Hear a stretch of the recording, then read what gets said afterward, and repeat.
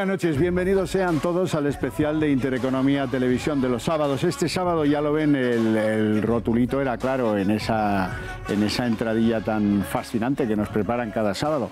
Los españoles reclaman 33.000 millones a la banca, y eso tirando por lo bajo, porque a esa cifra le cabe añadir, pues cuando lo decidan los señores de las togas y el mazo, los intereses, las costas, es decir, que esos 33.000 podían ser mucho más.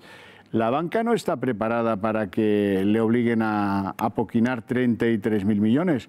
En estos momentos, para atender esa factura abultada en el tiempo en el que eso pueda dilatarse, que tampoco nadie sabe cuánto es, pues tienen unas previsiones específicas de unos 3.000 millones de euros, de las cuales llevan gastadas por lo menos 2.000.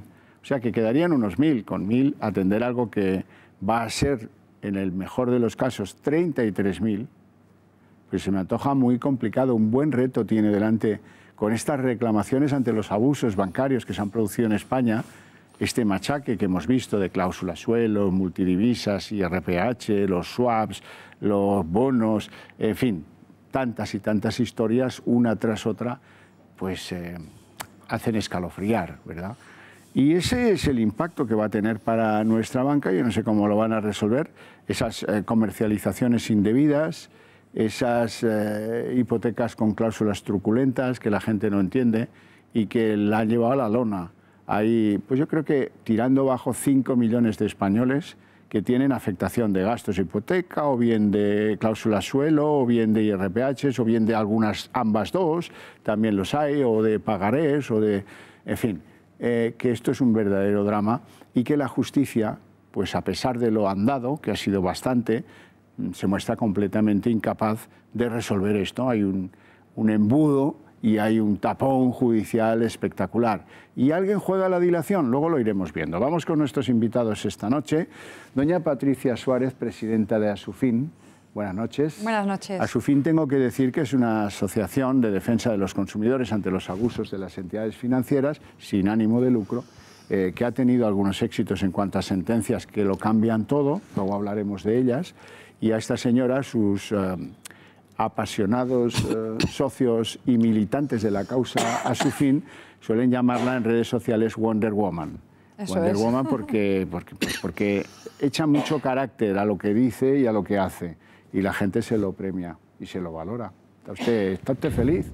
¿Qué más quiere? Sí, no me puedo quejar. Yo le echo también valor y no me premian tanto. Bueno, don Jaime Vaquero. Buenas noches. Don Jaime Vaquero tiene la habilidad, es abogado, pertenece al despacho Durán y Durán Abogados, también reivindica muchas de estas cláusulas, está en un conflicto en el otro y en el de más allá, tendrá más o menos clientes en uno o en otro, pero a todos les dedica la misma pasión. Pero tiene la habilidad de que lo hace sonriendo. Hombre, por supuesto. Yo le decía a Jaime ahora, antes de que empezara el programa esta noche, le decía, oye, ¿cómo están los juzgados? Y lo primero, pues ya, es que te desarma, con su sonrisa te desarma, ¿qué quieren que les diga? Don Ricardo Ruiz de la Serna, muy buenas noches. Muy buenas noches. ¿Qué tal? ¿Cómo está? Bueno, preocupado por algunas de las cuestiones que ya has planteado, ¿no? Usted, los fondos, abogado, sin embargo, ¿representa alguna causa litigosa? Habitualmente en cuestiones de consumo, de gran consumo, bueno, y un tema que no has mencionado y que es importante, que es la publicidad. ¿Cómo se comercializan, cómo se difunden? Porque claro. Tenemos la idea de que todo el problema es contractual y a menudo el vicio viene generado desde la publicidad. Ahora lo hablamos. Está muy bien que esté usted aquí porque no tiene, digamos, interés de parte en este conflicto. En este conflicto tampoco tiene interés de parte don Alberto Serrano, que es abogado, le conocen todos, pero que no no maneja ese tipo de asuntos. ¿No es así? Otras similares. Pero sin embargo, es un señor... Los juzgados, el juzgado aquí en Madrid, el único juzgado. Los juzgados se los patea mucho y seguro que tiene algún dato interesante que salpimente el debate, porque eso es muy importante. Pero quédate con esa copla, ¿eh? Sí, sí, ahora vamos. Don José Luis Balbás, es usted el último de los presentados. Buenas noches. Y el primero en mi corazón. Bueno, economista. Este señor es economista, es un hombre de izquierdas, es economista, tiene mucha experiencia en asesorar todo tipo de operaciones y tiene su propio criterio sobre la actuación de los bancos en genérico, No vamos a hablar de un banco, sino que vamos a hablar de la banca o de las cajas, que las cajas están de verdad en el sustrato que genera un problema y que luego, como las cajas pasan a depender de un banco o de otro, pues heredan otros, ¿no? Que les cae el marrón en la mano y que, en fin, bueno, vamos a lo que vamos. Esta es la mayor cuantía de... Vamos a lo que vamos. Quiero empezar... De reclamación de toda Europa, ¿eh? Sí, claro. En el Banco de España, a fecha 31 de diciembre del 17, había 44.000 reclamaciones registradas. 44.000. Bueno, y no es el año que más. Esto ha ido peor otros años, ¿eh? Pero el problema de esto que ha sido supervisión y regulación, el Banco de España ha sido el grande que ha fallado. Esas 44.000 reclamaciones es el 10% de lo que hay, ¿eh? Es posible. Querido amigo, ¿eh? Vamos a ir por partes de ese regulador. Como decía ya que el Destripador, vamos por partes. Yo he enunciado antes que el riesgo de todo esto son 33.000 millones en el mejor de los casos, y cuando se produzcan las sentencias, que no va a ser en el mismo año, quede claro. Pero es que estos son los datos que utiliza una consultora que se llama Kepler Cheuvreux, que son los responsables del cálculo. Y según ellos, las cláusulas suelo pueden representar para la banca un problema de 7.685 millones de euros. Los gastos hipotecarios, que es el renglón más amplio, el que afecta a todos los que tienen hipotecas, por tanto, está en 15.300 millones de euros, por mucho que hay muchos usuarios que no han denunciado que esos gastos sean por lo menos compartidos con la entidad que le dio las hipotecas. El IRPH, que luego les contaré lo que es, este índice un tanto diabólico, significará, caso de que las sentencias lleguen a buen puerto, 7.100 millones de euros de impacto para la banca. Los multidivisas, que en teoría pues afectaban a mucha menos gente, tienen un impacto, ahí lo ven, de 1.100 millones de euros.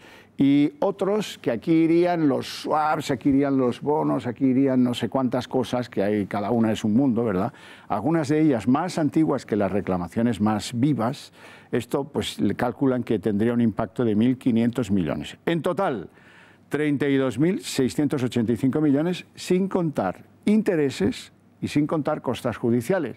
No digo yo que en todos los casos sean apreciados, pero en algunos seguro que sí. Es decir, que esa sería la cifra baja. La cifra alta, pues estamos hablando 37, 38, 40.000 millones, quién sabe.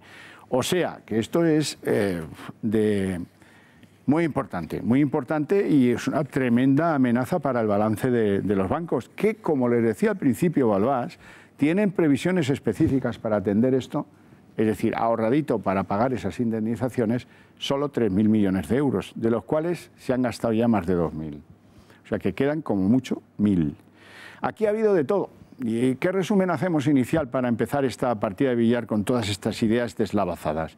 Ha habido publicidad engañosa, decía usted, luego doña Patricia Suárez nos contará algunos de los prospectos y de las publicidades de algunas de las entidades. Hubo comercialización indebida porque se le ofrecían cosas muy complicadas de entender, los swaps, por ejemplo, a empresitas. Los swaps son de empresas más que de particulares, pero es igual, el multidivisas a un particular se le ofrecían a personas que no tenían ese perfil inversor, que ahora requiere Bruselas. Ahora se han puesto serios y hay unos impresos y tal. No sé si eso lo hacen bien o regular, pero lo hay. Ha habido opacidad en las escrituras públicas de estos créditos. Ha habido falta de transparencia en muchos de los contratos. Ha habido, y se ha reconocido así en juzgados, cláusulas abusivas. En juzgados no simples, sino en el Supremo, en el Tribunal Europeo de Derechos de los Europeos. Y, en fin, empezamos por un pequeño detalle que yo quiero que ustedes resuelvan cuanto antes. Doña Patricia Suárez, ¿qué diferencias hay entre un préstamo hipotecario y un crédito hipotecario? Que no son lo mismo, a pesar de que coloquialmente utilicemos ambos términos como sinónimos. No es la misma historia y no da los mismos derechos a la hora de reclamar. Efectivamente, con un préstamo hipotecario te dan un dinero y a cambio se hipoteca tu casa. Pero en el crédito hipotecario lo que se permite es que tú luego puedas ir rescatando cantidades o que te vayan dando cantidades después de que te las hayan prestado. ¿Cuál es la diferencia? No es menor. Aparentemente el crédito tiene más ventajas porque puedes recuperar dinero posteriormente, pero la desventaja es que si te quieres ir de una entidad a otra, no está acogido, Hacienda no te lo permite, en la ley que salvaba de los gastos de subrogación, para que tú te puedas cambiar de banco con libertad. Esto le ha pasado a miles de usuarios. A mí misma me pasó cuando me quise ir de mi banco, que tenías que cancelar una hipoteca y aperturar otra y entonces ya no te salía a cuenta. Y es un mecanismo que han utilizado muchísimas entidades para tener de rehén al cliente, para que no te puedas ir. Comprendo. ¿Algún detalle más de los señores letrados que hay en el plato? Yo haría dos observaciones a este listado, que era muy preciso. Yo añadiría dos cosas. Primero, no todo ha sido publicidad, era en general el modo de comercializar, porque no era solamente el formato de comunicación publicitaria, había a veces acciones que eran casi de relaciones públicas o hasta de lobby. Ha habido algunas acciones. Sí, sí. Entonces, esto por un lado, y por otro lado, además de todo esto que has mencionado, ha habido algunas prácticas claramente delictivas, de falsedad en documento mercantil, por ejemplo. Entonces, en España hemos visto, y estamos viendo por desgracia, muchos ilícitos diferentes, desde algunos que son más de naturaleza mercantil, otros civiles de consumo y algunos penales. ¿Sobre la diferencia entre crédito y préstamo quieren añadir algo? No, pues no pasa nada porque yo sí que tengo que manifestarles un pequeño detalle que es para estirarse los pelos. Antes han visto el cuadro de las reclamaciones, si lo podéis volver a poner, control, ese cuadro que hemos puesto antes de los 33.000 millones desglosados. Verán ustedes ahí los multidivisas, que solo supone caso de que haya que devolver y que, en fin, que haya que satisfacer sentencias contrarias, 1.100 millones. Pero es que la banca, desde el año 2007, lleva por los multidivisas ingresos en la SACA por 23.000 millones, solo por los multidivisas, que ya les vale. Claro, luego dices, hombre, sí, pero es que aún así la de filetes que le han sacado a la banca ha sido monstruoso. Claro. La sensación que se nos queda permanentemente con la banca es que entre que muy poca gente reclama y es tanto lo que han hecho y muchas veces no pierden todas las sentencias y a veces los jueces hasta moderan la pena, pues al final sale a cuenta colocar productos tóxicos. Don José Luis Balbás. Bueno, en general el problema, como ha sido de regulación y de supervisión, han tenido colaboradores dentro del sistema de los propios que debían regular la competencia, regular estas cláusulas, y no está investigado. Esto, mucho de ellos en toda Europa es cláusulas abusivas en general, eso es lo más grande de todo. Lo de créditos o préstamos y tal no dejan de ser cláusulas abusivas porque la persona física que cogía la hipoteca no sabía, ni lo sigue sin saber y terminarán aprendiéndolo nunca. La diferencia entre crédito y préstamo y los gastos y no sé qué y no sé cuánto, vamos, ni las cláusulas multidivisas de las que han jugado entre 23.000 y 25.000 millones de ingresos para ellos, de las cuales solamente se reclaman 1.000 porque nadie sabe. Y esto debería ser una acción como el que falla es el regulador. ¿Quién es el regulador? El Estado. Que ya debería ser independiente. No, porque era independiente. El regulador era el Banco de España, independiente, total. Pero tú y yo sabemos que los dos partidos políticos, más un tercero de Cataluña que se llama Convergencia, han ido colocando su gente y los funcionarios muy sumisos, han tenido para hacer su carrera profesional, que no es como en Francia o como en Alemania o como en Inglaterra, que está regulada totalmente la profesión. Y vamos, o sea, un ministro que ni le llame a un regulador, pero que ni le llame por teléfono, que termina declarando en el juzgado de guardia ese día, ¿sabes? Entonces aquí los organismos independientes no fueron independientes hasta 5 o 6 años después de la transición. 1985 empiezan... No lo son ni a una hora.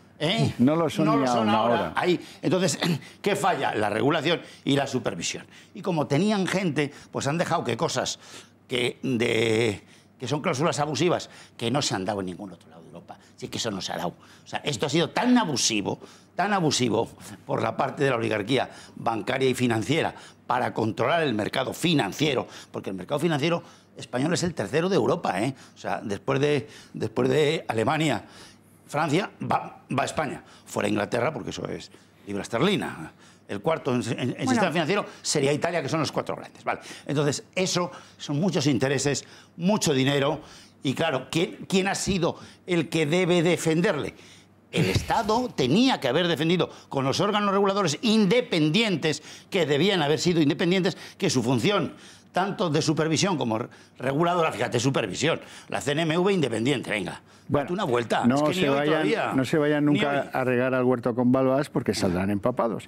Hay que ir soletes. Vámonos a publicidad. Tienen la responsabilidad. A la vuelta, prometo palabra a don Alberto Serrano y tenemos que empezar a ver cómo están ahora los juzgados, si engullen o no engullen el problema. En fin, no lo engullen. Interesantísimo, no se lo pierdan.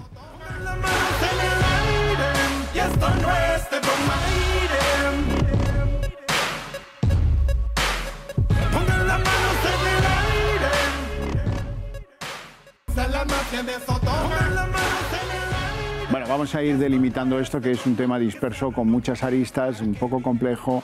No, se lo van a pasar bien, se lo garantizo, porque aquí lo va a entender todo el mundo. Va a ser un idioma tan clarito, que lo va a entender todo el mundo. Y el que no, es que a lo mejor no quiere entenderlo, que también habrá. A principios del año 17 era tal la avalancha de reclamaciones, de demandas por la vía penal, por la vía civil, por el contencioso, por todas partes. Era tal el aluvión, que aún lo es, no es que eso ahora sea mejor. Ahora hay unos 5 millones implicados entre una cosa y la otra. Bueno, pero esto llevó a que el gobierno entendiera que este era un problema social grave de España y que el gobierno dijera, bueno, oye, algo hay que hacer. Y a que Luis de Guindos, que se piró y lo dejó medio resuelto, diseñara junto con la banca y junto con el gobernador del Banco de España una solución para resolver todo esto extrajudicialmente. Esa solución fue una de las grandes patrañas. Luego estos señores nos van a contar por qué, pero yo tengo que mostrarles a Luis de Guindos cuando era ministro de Economía y cómo toreaba esto.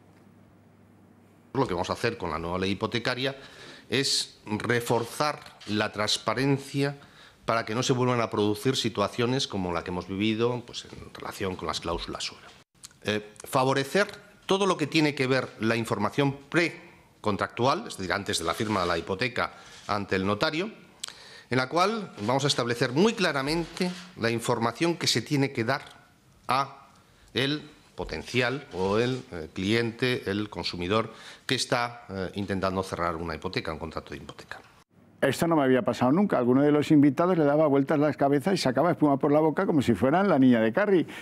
¿Tan ofensivo es lo que dice Guindos? Hombre, me vas a permitir, Xavier, que diga que sí. Sobre todo un señor que ha llegado una proposición de ley que trata de trasladar el control de transparencia, la jurisprudencia del Supremo a ley, al rango de ley, y lo han aprobado todos los partidos políticos del Congreso, menos el Partido Popular.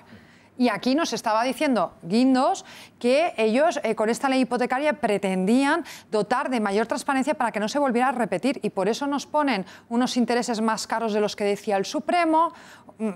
Que de verdad me pongo a enumerar y me pongo mala. Es vergonzoso lo que se está haciendo con la banca y el poder político de la mano, legislando totalmente en detrimento del consumidor. O sea, para empezar, no sé si quieres que empecemos a hablar del juzgado único que han hecho en Madrid. Bueno, para cada provincia han designado un juzgado único para todos los casos en los que se reclame por cláusulas abusivas. Es decir, en Cuenca hay un juzgado y en Madrid también. Evidentemente la población no es la misma, con lo que están los consumidores de Madrid tienen sus derechos absolutamente perjudicados en relación con los de cualquier otra población que tenga menos habitantes.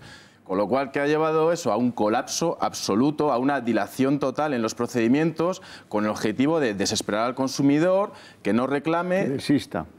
Que desista, claro, que desista o que acepte acuerdos a la baja, porque se producen muchas llamadas de este tipo al consumidor. No, mire, le ofrezco el 30-40% de lo que debería cobrar en una reclamación judicial, ahora sí, de lo que cobraría al terminar la reclamación judicial, pero claro, también la actitud procesal de los bancos que recurren y recurren, aunque la tenga perdido. ¿Por qué? Pues como bien decía Patricia, porque les compensa llevar al consumidor a situación de desesperación.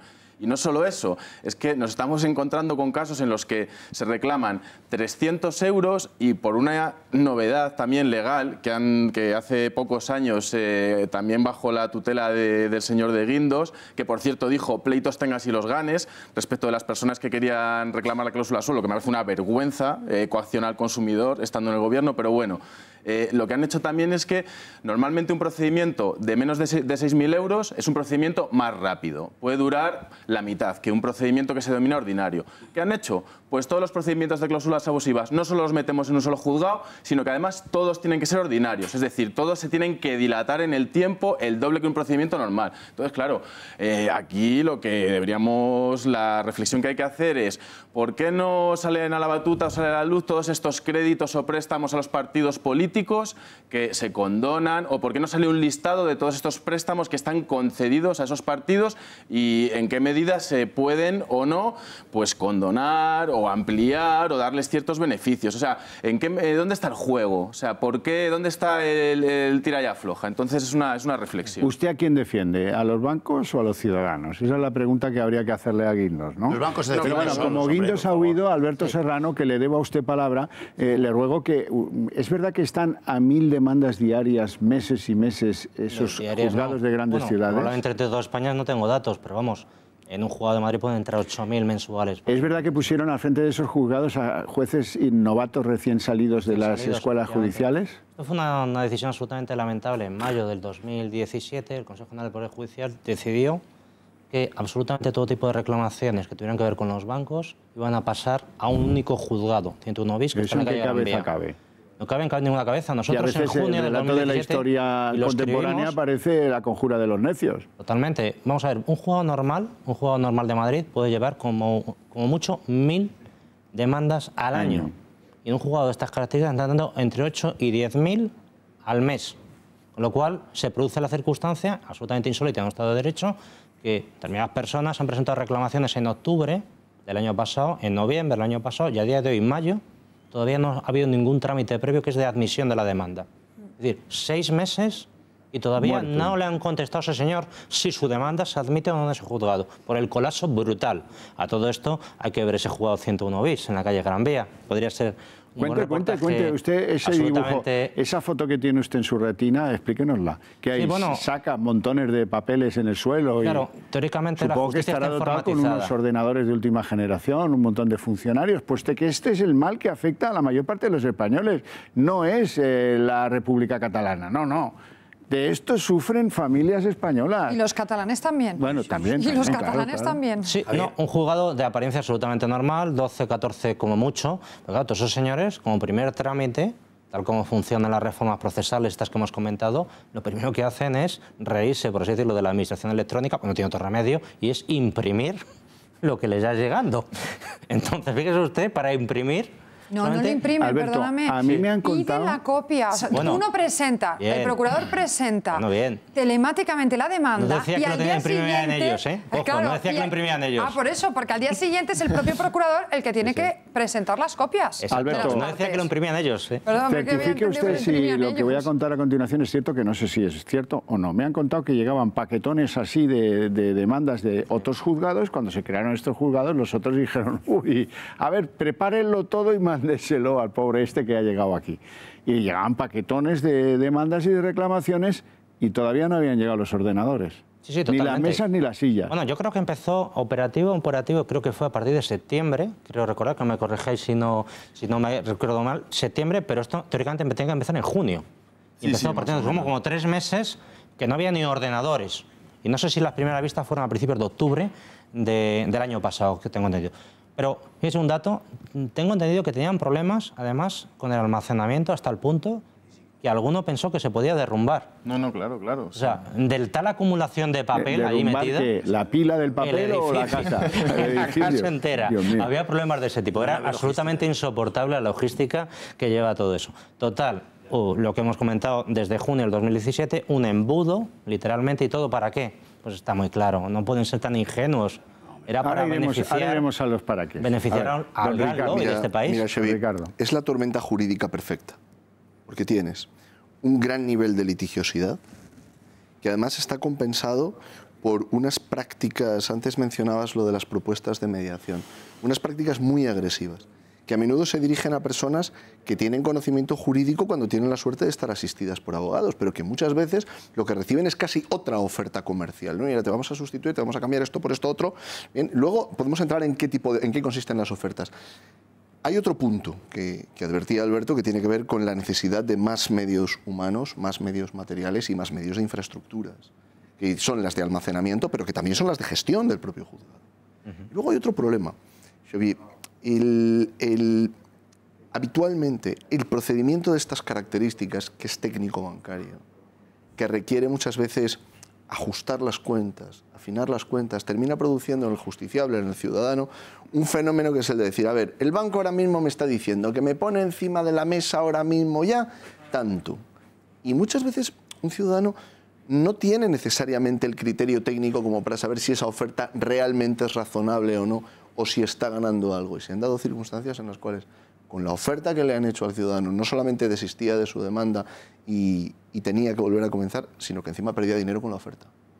Entonces, hay una situación en la que yo sí a veces echo en falta una mayor intervención, por ejemplo, de la administración pública, a la hora de concienciar a los ciudadanos. Mire, yo trabajé algunos años de mi vida en banca y le aseguro que el gobernador de España era una figura temida y respetada, y que no se incluía una cláusula nueva en un contrato de hipoteca sin que antes el Banco de España diera el visto bueno. Pero es que te suspendían. Y que si además alguien hacía algo incorrecto, era el gobernador el que en privado llamaba al banquero y le recordaba, ¿sabes que la ficha que tú tienes depende de mí? ¿Sabes hasta dónde alcanza mi panoplia nuclear? ¿Sabes en lo que te puedo convertir? A eso me remito. Lo lógico no es que saliera Guindos, que por cierto era banquero antes que ministro, a decir lo que ha dicho. Lo lógico es que él y su colega de justicia, ambos, hubieran hablado con el gobernador y le hubieran dicho, mira, este tema ya los tribunales han dicho lo que tenían que decir. Luego vais a enteraros de qué han dicho los tribunales. Pero ahora que han dicho los tribunales lo que tienen que decir, los bancos no vais a agotar las vías. Los bancos vais a ser razonables y vais a atajar y a coger el toro por las cuernos. Pero tú tienes que hacer los números, tú tienes que hacer los números. Y si tú tienes que de cada 100 personas van a demandar 10 o 20, las 80 restantes pagan la factura. Entonces yo banco, como no tengo un regulador que efectivamente me vaya a multar, me vaya a sancionar, me vaya a tener unas consecuencias, que es lo que tú estás diciendo, pues dicen, mira, pues yo sigo. Eran más independientes los gobernadores del Banco de España con Suárez que ahora. Me gustaría decir además que ahora estamos hablando de los juzgados especializados, que es verdad que es otro atropello al consumidor, pero no es lo primero que sucede en estos 8, casi 10 años de crisis que llevamos ya, de 2008 a 2018. No es el primero. El primero fue el arbitraje que se orquestó con Bankia. Las tasas judiciales.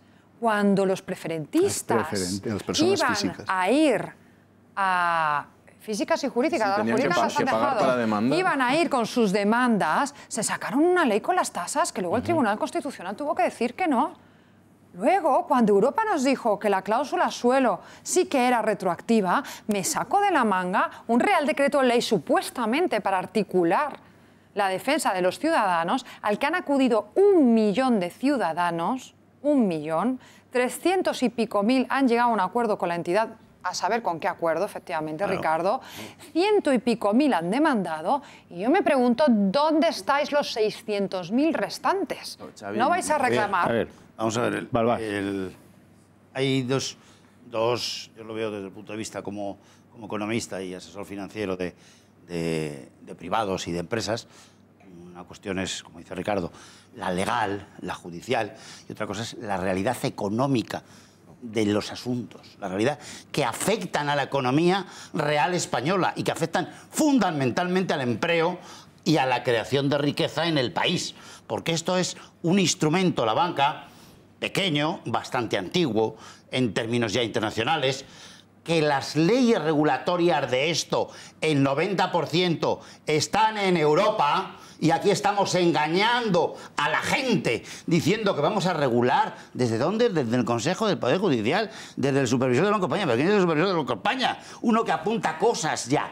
Hoy no tiene la competencia de supervisión financiera en España, ni bancaria. No, es Europa. No la tiene hoy, pero hoy ni hace 4 años, y lo sabía perfectamente Guindos, que es el que hizo los 2 decretos Guindos, que todos los economistas de España, también en el Consejo General, queremos que se deroguen hoy, porque son enormemente nocivos contra la economía española y contra el sistema financiero. Se hicieron para destruir el 50% del mercado español bancario, que era público, que se llamaban cajas de ahorros, y se hace en el 2012 y 13.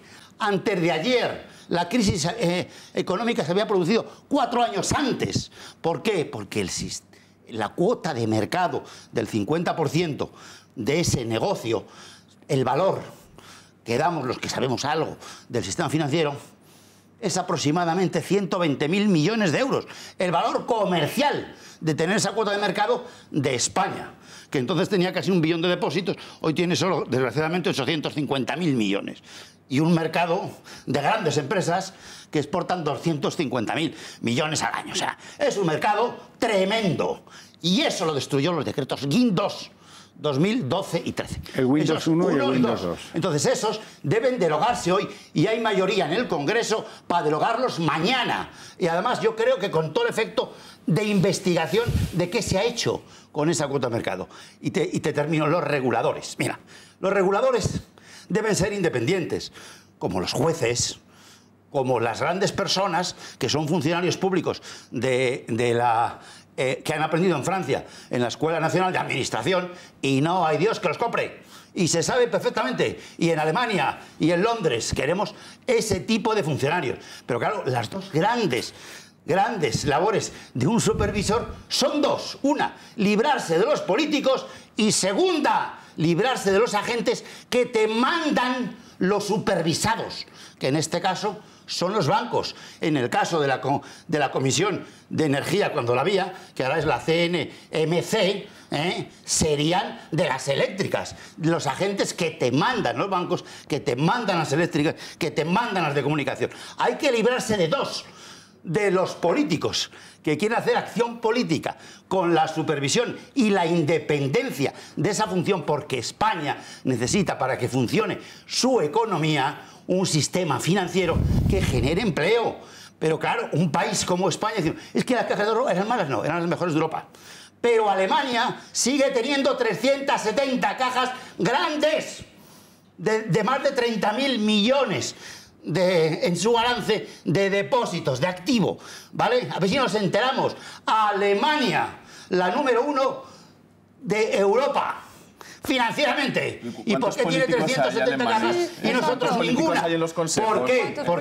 ¿Por qué? Porque alguien quería esa cuota de mercado del 50% que en España estaba hecha desde hace 200 años y hasta el 85, que los políticos cambian la regulación para poderse meter a saquearlas. Nadie las había tocado y la economía española funcionaba sola con los liberales, con los socialistas, con Franco, con el Opus y con quien sea. Porque no había Dios que se metiera en Caja Madrid. Es que no había Dios que se metiera. Vaquero. Sí, no, yo muy brevemente, volviendo a lo que es el control que deberían hacer las administraciones, la ley asigna, es dicho control en relación a contratos bancarios a los notarios hoy en día. O sea, eso está en la ley. Entonces se supone que un notario, si observa una cláusula abusiva, se la tiene que explicar al consumidor. Y aquí nos encontramos con dos graves problemas. El primero, ¿quién le da el mayor número de volumen de negocio a un notario? El banco. Los bancos. Eso es evidente. El segundo, yo me voy a comprar una vivienda, que contrato una hipoteca con el banco y el mismo día de la firma me encuentro con que tengo intereses abusivos, una cláusula suelo... Que no te la han dejado leer hasta el momento de la firma, dejártela leer 3 días antes, lo que es el proyecto de escritura. El proyecto de escritura están obligados por ley a darte una oferta vinculante, un folleto informativo, etcétera, etcétera. O sea, un procedimiento que muchas veces no se cumple, otras veces de manera defectuosa. Pero el asunto principal es por qué yo en ese momento, si veo esas cláusulas abusivas, o firmo o me quedo sin financiación. O sea, porque no hay un mecanismo al que yo pueda acudir y decir... Es un momento en el que es imposible echarse atrás. Mire, guárdenme esta financiación, no puedo perder la operación de compraventa, por cierto, que normalmente hay otra persona esperando con la mano puesta para llevarse un cheque. Es decir, tiene que haber un mecanismo rápido para que tú recurrieses a algún tipo de organismo oficial y decir, mire, me han puesto esas cláusulas en el contrato, si no firmo, me quitan la financiación. ¿Es abusivo o no es abusivo? ¿Qué hago? Está desprotegido totalmente. Y encima en un país en el que ha estudiado notarías, si le preguntan ustedes, seguro que alguno tiene algún vecino o conoce algún notario o ha ido a pedir los servicios de notario. ¿Usted por qué estudió notarías? Dice, para forrarme. para forrarme. Desde luego no para ser el coacher del que viene ahí a firmar una escritura hipotecaria, no, para eso no. Yo quería decir un par de cosas, Xavier. Es que, lo apunto antes, don Ricardo, de algún modo, aquí hay dos problemas. Uno estructural de diseño del sistema, que va a favor del poderoso, cuando lo que dice el derecho de la Unión Europea, que tiene que ser al contrario, hay que proteger al principio al desamparado, que es el consumidor. Bueno, pues el diseño español en origen y también con las recomendaciones judiciales protege al poderoso. Y en segundo lugar, dentro del sistema, que es lo que ha apuntado don Ricardo, hay prácticas que no las supervisa nadie. Es decir, cualquier empresa sufre a un inspector de trabajo. Cualquier bar entra un inspector bromatólogo controlando los alimentos. En España no existe ningún tipo de inspector que vea cómo se hacen ese tipo de prácticas. Porque una cosa son los productos y otra es lo que decía don Ricardo, cómo son ofertados por los trabajadores y cómo se aprovechan de las circunstancias. Hasta el punto que en el mundo del derecho, aprovecharse de las circunstancias angustiosas o una experiencia, tradicionalmente se llama ser un leonino. Sí, sí. Estos comportamientos leoninos, que se llamaban a principios del siglo XX por la ley de Azcárate de 1904, actualmente están generalizados, porque no hay nadie que los controle, al margen del diseño estructural. Que sí, Alberto, es así. Pregúntense ustedes, los que tengan memoria, recordarán que hace tan solo 10 años, todas las entidades financieras presumían de tener, y sacaban la foto en la memoria anual y tal, un ombudsman, un defensor del cliente. Pues mira, es una figura que ha desaparecido. Fíjate tú por dónde, qué curioso. No ha quedado ni uno. No ha quedado ni uno. Eran juristas de reconocido prestigio, era gente muy relevante. No ha quedado ni uno. No sé si por vergüenza tolera o por lo que haya sido. Me gustaría apuntar dos cosas. En relación a lo que decía Balbás, que estoy de acuerdo con él, es imposible, y yo esto lo he dicho ya muchas veces, es imposible que el Banco de España y la CNMV puedan de verdad proteger al consumidor al mismo tiempo que supervisan la estabilidad del sistema financiero. Posible, no hay medios. Hay un conflicto. Y ese conflicto además, ¿dónde se puso de manifiesto con mayor claridad? Nadie se acuerda ya que en 2010 el Senado, a petición del PP, que estaba en la oposición, gobernaba en aquella época el PSOE, el PP pidió, por favor, que se... Bueno, por favor, no, en el Senado, que se prohibiesen las cláusulas suelo. Es que ya no nos acordamos que fue el PP el que lo pidió. Y entonces el PSOE pidió al Banco de España que nos hiciera un informe de si se podían o no quitar esas cláusulas suelo. Y el Banco de España habló de las cláusulas suelo y de los derivados de tipo de interés, los swaps, que funcionaban de la misma manera, y que aprovecho para decir que gracias a un swap estoy yo aquí. Porque a mí mi banco me colocó un swap, y si no, no estaría yo aquí, yo estaría en mi casa. Pero ya el cabreo pues fue monumental. ¿Qué banco más imprudente era ese? Sí, un poco. La que se ha liado con hacerle a usted eso. Sí, efectivamente. Y lo bien que me lo estoy pasando, también te lo digo. Bueno, ¿qué dijo el Banco de España? Pues dijo que efectivamente había tantas cláusulas suelo en tantas hipotecas, tantos derivados financieros vinculados a tantas otras, y que esto era un número de millones impresionante, y que de cara a la estabilidad del sistema financiero, ese sistema financiero que según Rodríguez Zapatero era el mejor del mundo, la Champions League, no se podían eliminar. No se podían eliminar. O sea, que era el mejor y durante del mundo, años el Banco de España ha emitido resoluciones negativas a los consumidores que tenían cláusulas suelos y swaps. Durante años, mientras los tribunales han salvado la cara de los consumidores. Permítanme que ordene un poco el debate. Les quiero preguntar a todos ustedes, a propósito de la lentitud judicial, ¿a quién favorece la lentitud judicial? No, pero no vale. Aquí no hay que mojarse solo hasta el tobillo, sino por lo menos hasta el cuello.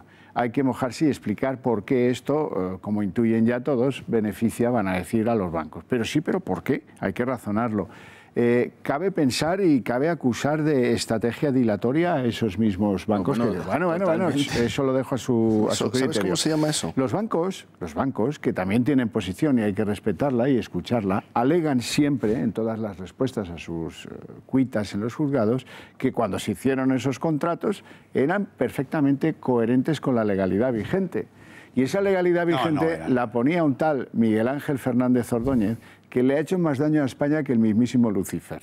Pero bueno, yo lo dejo ahí. A ver, esto de la lentitud judicial y eso tan retórico de que beneficia aquí hay abogados y nos podrán explicar perfectamente. Venga. Hay abogados y hay economistas que lo pueden explicar de una manera técnica mejor que yo. Venga. Esto es una dilación indebida recogida en nuestra Constitución. Dilación indebida. Pero cuénteme por qué. Que consiste en cobrar intereses a lo largo del tiempo. Cuanto más tiempo pase, más dinero voy a recibir para hacer frente a lo que sea. Entonces, si yo tengo a una persona... si te condenan, lo perderás si lo dilatas. Pero es que compensa, porque si yo tengo a una persona litigando 10 años, la llevo al Supremo, que hay casos, Patricia lo puede decir perfectamente, 10 años la tengo litigando y al final le tengo que pagar 5.000 euros de costas y los 10.000 euros que en su día le pagué. En ese tiempo, en esos 10 años, a base de comisiones, intereses, abusivos o no, también negocios también lícitos, yo me he financiado con su dinero. O sea, yo he tenido su dinero en mi poder durante 10 años hasta que se lo he devuelto con la compensación de intereses legales y costas, pero durante ese tiempo yo he sacado más rendimiento a ese dinero. Entonces, claro, si eso lo extrapolas a los millones de consumidores, estamos hablando de millones de euros que la banca, bueno, Hurtado, no voy a entrar en calificaciones criminales, pero de cierta manera ha hurtado a los consumidores, se ha financiado con ellos y ha gestionado su negocio teniendo en cuenta esos recursos básicos para devolverlos a lo largo de los años y ya haber recuperado como creces la inversión. La práctica de interponer recursos y de realizar actuaciones procesales deliberadamente dilatorias para retrasar el procedimiento se llaman chicanas. Son trampas procesales. Es decir, pueden ser legales, es decir, puede que tengas derecho al recurso, pero el recurso es insostenible. Lo que haces es prolongar las cosas, en parte para financiarte, porque es cierto que dices, mira, aun pagándole me va a seguir saliendo a cuenta. Segundo, porque en un procedimiento nunca sabes lo que puede pasar.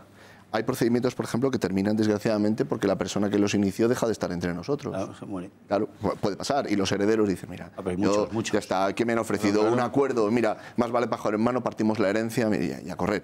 Hay ocasiones en las cuales puedes dar con un juez que hace una interpretación diferente de la común en la jurisprudencia o que interpreta en contra del demandante y a favor de la entidad, y eso que ganan. Luego, Xavier, hay otro aspecto que deberíamos tratar de poner en el debate y de hablar de él con más frecuencia.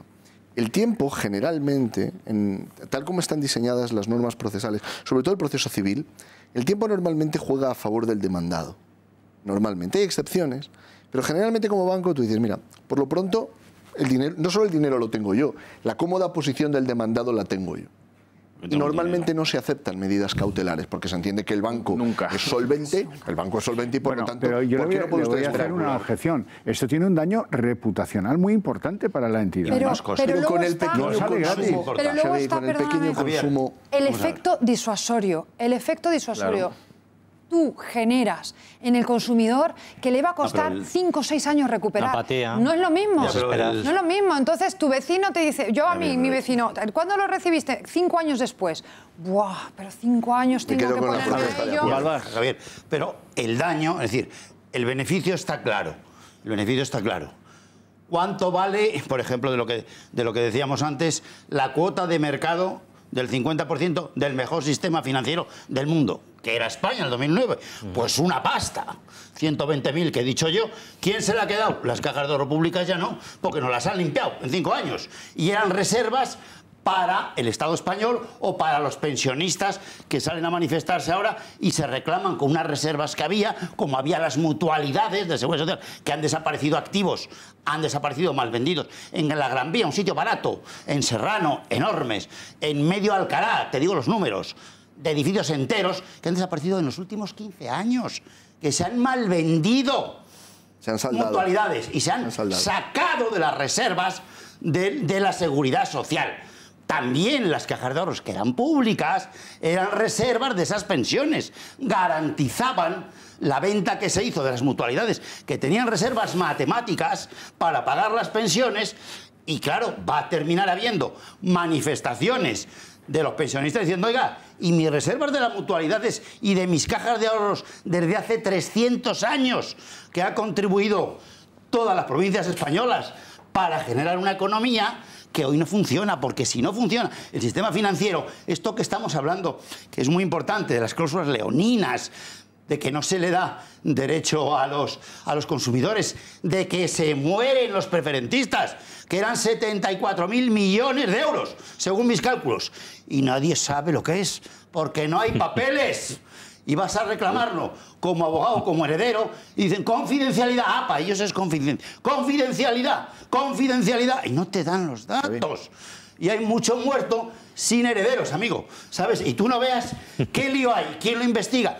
El Banco de España, porque no se puede una economía, y te termino desde el punto de vista económico, de la economía real, que la política económica no genere economía. Y si no funciona el sistema, te termino, no hay empleos nada más que de 1.000euristas, porque si haces una ineficiencia en el sistema financiero tan grande, las cotizaciones de la Seguridad Social están bajando, pero están bajando por estas payasadas, porque es una payasada de no resolver 5.000 demandas de consumidores que se harían con nada. Simplemente es una dilación indebida, punto. Bueno, con la venia de Balbás nos vamos a publicidad. No me gusta lo que gritas, pero sí lo claro que hablas.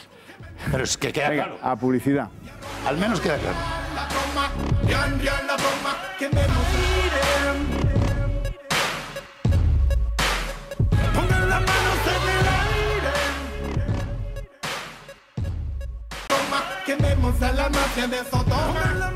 Bueno, en mi candidez hablaba yo, y la reputación, ¿no se paga en términos de reputación? Pues esto me recuerda a un chiste que quiere que les diga. Dice, ¿cómo anda la banca española de reputación? Dice, de reputación reputísima. O sea que, a ver, don Ricardo Ruiz de la Sena, José Luis Balbás ha apuntado una cosa que deberíamos decir más. En España, tanto los salarios como las pensiones son de los más bajos de Europa. Esto hace que los consumidores tengan poca capacidad financiera y, desde luego, incomparablemente menor que la que tiene un banco. Por eso, ante la duración del litigio, ante la incertidumbre, no del resultado, que puede ganarlo, sino del tiempo que puede durar, termina quedándose con la transacción. Hay una industria que durante mucho tiempo se aprovechaba de estas situaciones, situación similar, que era la aseguradora. Y se constituyó un principio que eran son los intereses del artículo 20 de la Ley de Contrato de Seguro. Es decir, ante una dilación excesiva, la compañía de seguros paga un interés de penalización y puede llegar al 20%. Claro, esto con los bancos no se da. Hay una compensación que es infrecuente. A veces el juez te dice, sí, yo entiendo que el banco ha sido temerario a la hora de litigar y elimino el límite que se suele establecer en las costas de 1/3 de la cuantía del litigio. Pero esto es realmente infrecuente. Esta sería otra alternativa. Si usted litiga... Eso lo comentamos alguno en ese requerimiento obligatorio. Claro, por supuesto, porque llega un momento...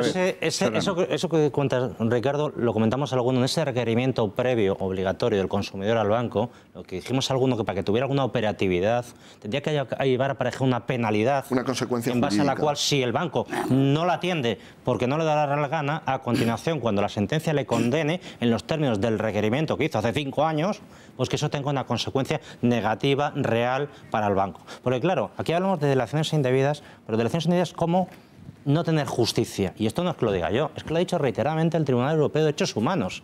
Una justicia lenta es que no tenga justicia. Y solamente otro dato. Xavier, antes hemos hablado de que hay un único juzgado. Bueno, pues como decía el compañero, yo de clases de Derecho Procesal, bueno, pues de todos los procedimientos que hay en todas las jurisdicciones, de todos los órdenes jurisdiccionales españoles, el más lento, los trámites que contempla, es el del procedimiento ordinario, del juicio ordinario del procedimiento civil, que se puede ir, más o menos en circunstancias normales, a 2 años o 3 años para dictar sentencia. En este caso, todavía más. De tal manera que está todo diseñado para generar una indemnización. Y sobre todo, la primera instancia te dice. Y concluyo, la primera instancia. Digo que en términos tiempo es como un recurso al Supremo. Y concluyo, Xavier. El Supremo más. Concluyo, Xavier, necesariamente además con apelación, que eso implica otros 2 años más, pero además concluyo, para unas reclamaciones absolutamente elementales, que debe de tratar cualquiera de nosotros, ver los papeles y a continuación dictar sentencia. Pero todo, en un juicio que debe ser sencillísimo, debe haber una jurisdicción de cualquiera que lo viera y diría, pero bueno, vamos a ver, esto ya está declarado, devuélvanle este dinero a este consumidor. Debe ser, nada, una cosa sencillísima. En España el tratamiento procesal que da es el del más complejo de todos que contempla la ley. Ustedes que están viendo el programa porque tienen cuitas en uno o en otro caso con las cláusulas suelo, o con los gastos en reclamación, o con los IRPHs, o con los multidivisas, o con los swaps, o con los bonos, o con lo que sea, atentos que ahora llega lo bueno. Pero antes, la última de las conclusiones generales. Los españoles, cuando nos endeudamos, el mayor de los créditos, el que casi mantenemos todos, es el hipotecario, lógicamente. Eso es el 80 y tantos % de las reclamaciones a la banca. El crédito o los créditos, diferentes modalidades hipotecarios. Muy bien, eso es un asunto, la columna vertebral de las relaciones de la sociedad con la banca, con los instrumentos financieros. Bueno, ha habido falta de seguridad jurídica en ese principal instrumento de la vida financiera de este país, que son los créditos hipotecarios. Y si eso parece que sí, ¿de quién ha sido la culpa? Un turno rápido y empezamos caso a caso. Patricia, ¿de quién ha sido la culpa? Paso palabra. Es que el listado es tan largo. Bueno, Ricardo. Yo no diría que ha habido un culpable, bueno, ha habido un fallo sistémico, ¿no? Ha habido una mala práctica o una serie de malas prácticas en la relación con el consumidor, desde la publicidad que decía antes hasta la forma de tramitarse la suscripción de los préstamos o de los créditos. Ha habido un fallo de la administración pública que tenía por un lado que regular y por otro lado que supervisar. Ha habido una cuestión que antes ha mencionado José Luis. Los propios cambios que se han ido produciendo en el sistema bancario han hecho que terminen trabando relaciones comerciales personas que no tenían los conocimientos necesarios para los productos y los servicios que estaban contratando. Si se hubieran mantenido las cajas, que tenían una vocación más social antes de que las cajas empezaran a dedicarse a los negocios. Los más Dráculas de todo han sido las cajas. Esta es la cuestión. Si acaso los bancos han heredado problemas anteriores. Pero por esto digo que cuando las cajas nacieron... Los vampiros han sido los de las cajas. Cuando las cajas nacieron no para aprovecharse, sino para asistir a aquellos que no podían acceder al crédito comercial habitual. Es que no había, hombre. Pero eso hace tanto, eso eran tiempos del padre Piqué y aquellos fundadores. No tanto.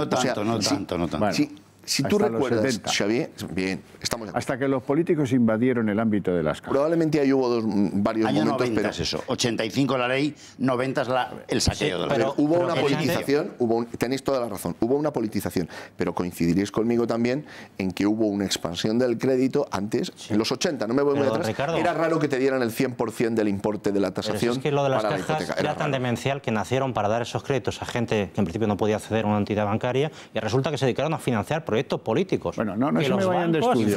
No se me vayan de estudio. La cuestión, a los otros. Por favor, señor Serrano, la cuestión es quién tiene la culpa. Xavier, yo quería hacer un apunte y es que evidentemente las relaciones con los bancos son mucho más complejas que hace 20, 30 años. Es decir, antes estábamos todos acostumbrados al director de la sucursal bancaria, que le conocía desde hace 20 años, que trataba con mi padre, que en cierta manera ayudaba, asesoraba, y entonces también cuando todas las cajas han desaparecido y bueno, los bancos no dejan de ser empresas, pues hemos entrado en una vorágine en el que un director de una sucursal no dura más de 2 años en esa sucursal. Los comerciales están ahí para vender productos, o sea, lo que se ha hecho es una mercantilización de la banca y ante esa mercantilización el legislador ha sido lento. La culpa de pues esa evidentemente de la administración pública que ni ha legislado para hacer frente a esos problemas sociales que eran evidentes y ni ha puesto los medios suficientes la administración pública para hacer frente de alguna manera a ese problema. O sea, ha mirado hacia otro lado. Balbás. Vamos a ver, el problema de la ineficiencia de un sistema económico es que los demás te compiten por encima de ti. Y entonces tus productos, que vendemos bien, bueno, estamos en empate, tenemos un superávit pequeño comercial, pero le tenemos, ya no tenemos déficit, pero es ineficiente para lo que podríamos tener. Y por eso lo tenemos que corregir con una ineficiencia, que son los sueldos, y que nuestros jóvenes, superformados por nosotros, con el 5% o 4% que ahora gastamos de PIB en educación, tienen que emigrar, sobre todo los más listos y que más inglés saben.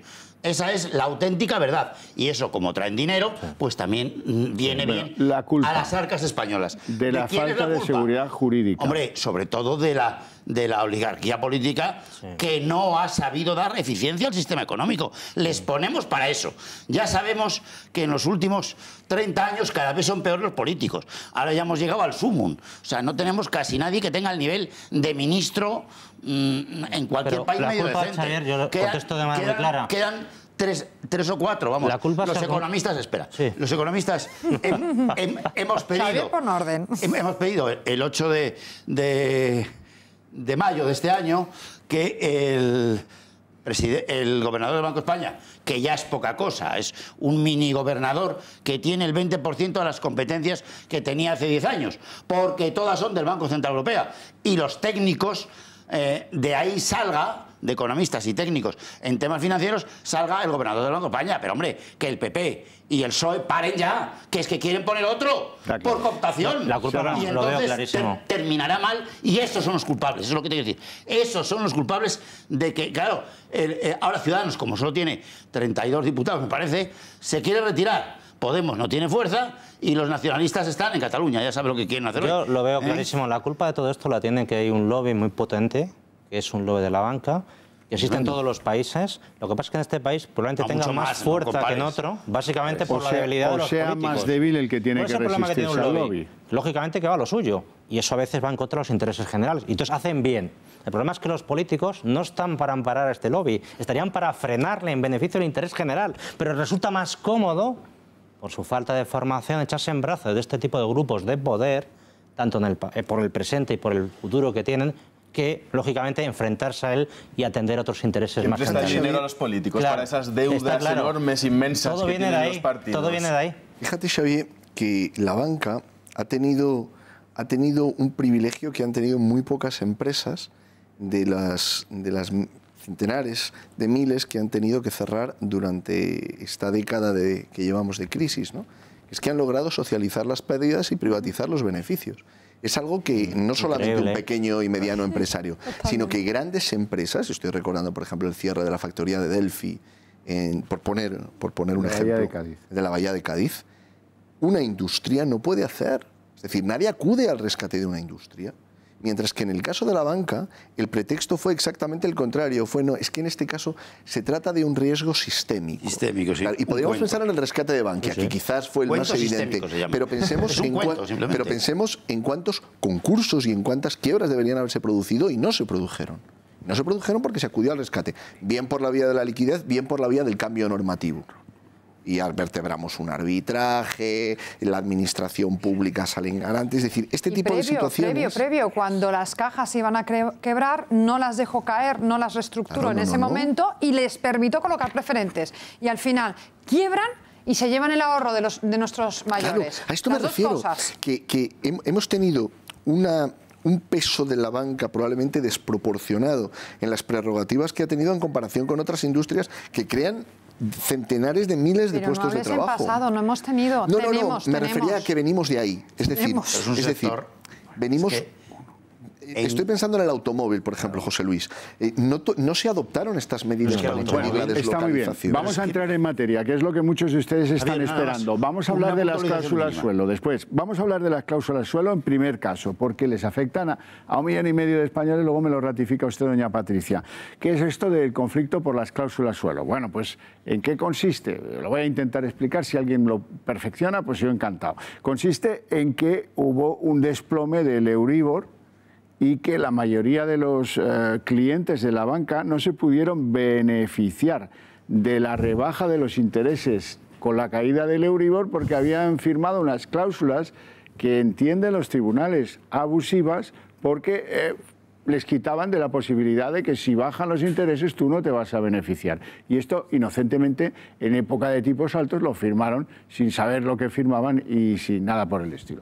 ¿Esto encaja con la realidad que usted ve en las cláusulas suelo, Patricia? Sí, claro, las cláusulas suelo se colocaron en un momento, además, de tipos muy altos, con previsiones económicas de bajada.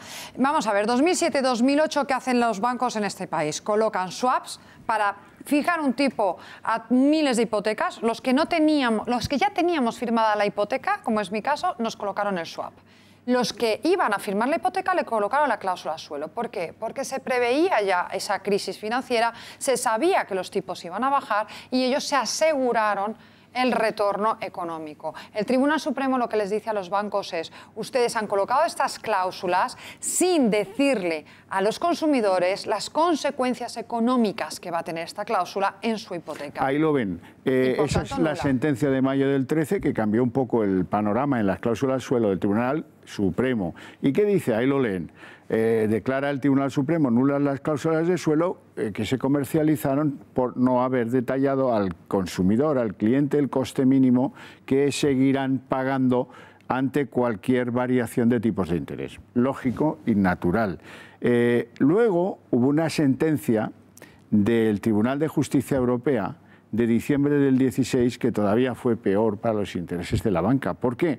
Porque el Tribunal Europeo, el de Luxemburgo, añade a la sentencia del Supremo que la banca tiene que devolver todo lo que previamente ha cobrado por cláusulas suelo, por la opacidad de esas cláusulas, e impone el Tribunal Inapelable de Luxemburgo la retroactividad total del daño. Es decir, las cláusulas y desde el minuto cero esto nulo. Y esta sentencia es de diciembre del 16. Con estos dos rejonazos, tenemos que la banca ha devuelto ya unos 2.000 millones por este asunto. Hay un banco o una caja que luego fue banco, digamos ejemplar, entre comillas, porque es Bankia y porque los devolvió en su totalidad las cláusulas. Tenía poco. Bueno, pero los devolvió. La auditora que he citado antes, Kepler, repito, voy al origen del inicio del programa, dice que esto de las cláusulas suelo tendrá un impacto sobre la banca que estima por la banda baja en 4.668 millones, por la banda alta en 7.684. Mínimo, máximo. Un impacto tremendo. Bueno, ahí lo dejo. Cláusula suelo. ¿Cómo van las sentencias? ¿Qué dicen los tribunales? ¿Esto se gana siempre? ¿En qué plazo se gana?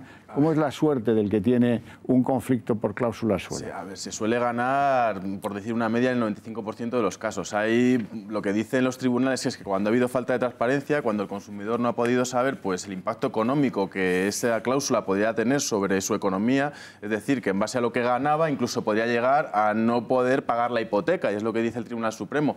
¿Por qué no se le da a las personas una simulación? Es decir, si baja el Euribor, su cuota va a seguir pagando, usted va a seguir pagando lo mismo y no se va a poder beneficiar de esa bajada. Y a lo mejor ese impacto en su economía en un determinado momento no le permite a usted hacer frente a la hipoteca, incluso perder la vivienda. Entonces va por ahí el asunto, por la falta de transparencia. Las pocas sentencias, poquísimas, que se pueden llegar a perder son cuando hay una empresa de por medio, cuando lo que está hipotecado es un local, porque entonces dice la ley, no sé si de forma acertada o no, que ahí no se aplica la protección al consumidor, que esas personas no son consumidoras, ni los empresarios, ni los que han pedido un crédito para montar una farmacia, que es un voto particular, por cierto, que había una sentencia del Tribunal Supremo, y de consumidores pequeñísimos casos, pero vamos, por remitirme a uno que conozco yo, pues una persona que le habían remitido 10 correos electrónicos con una información ciertamente exhaustiva, esta persona perdió la cláusula suelo, pero estamos hablando de un caso en 1 millón.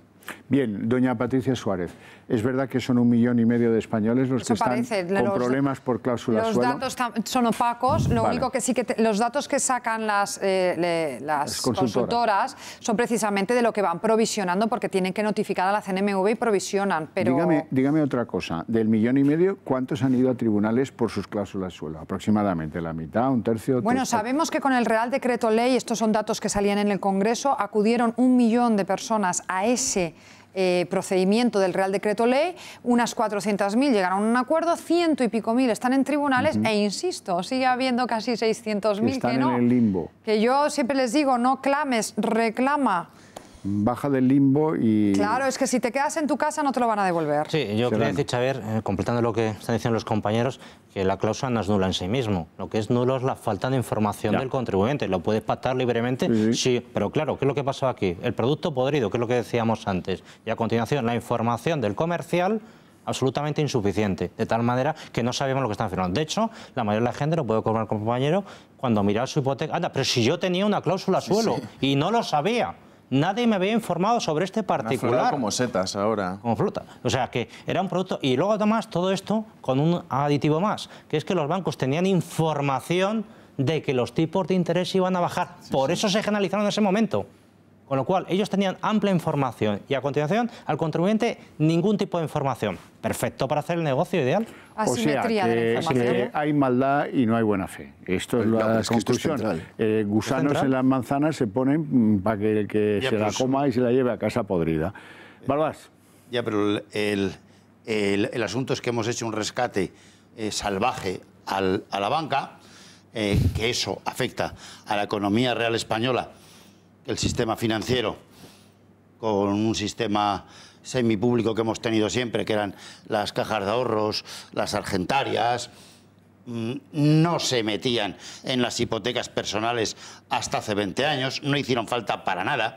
Acuérdate que en el pequeño comercio de la pyme española habían las letras, no estaban en ese negocio, no estaban. Vinieron porque les interesó fundamentalmente a partir del euro y de la barra libre, cuando el dinero era, ¿de quién? Del Banco Central Europeo, con la garantía del Estado español.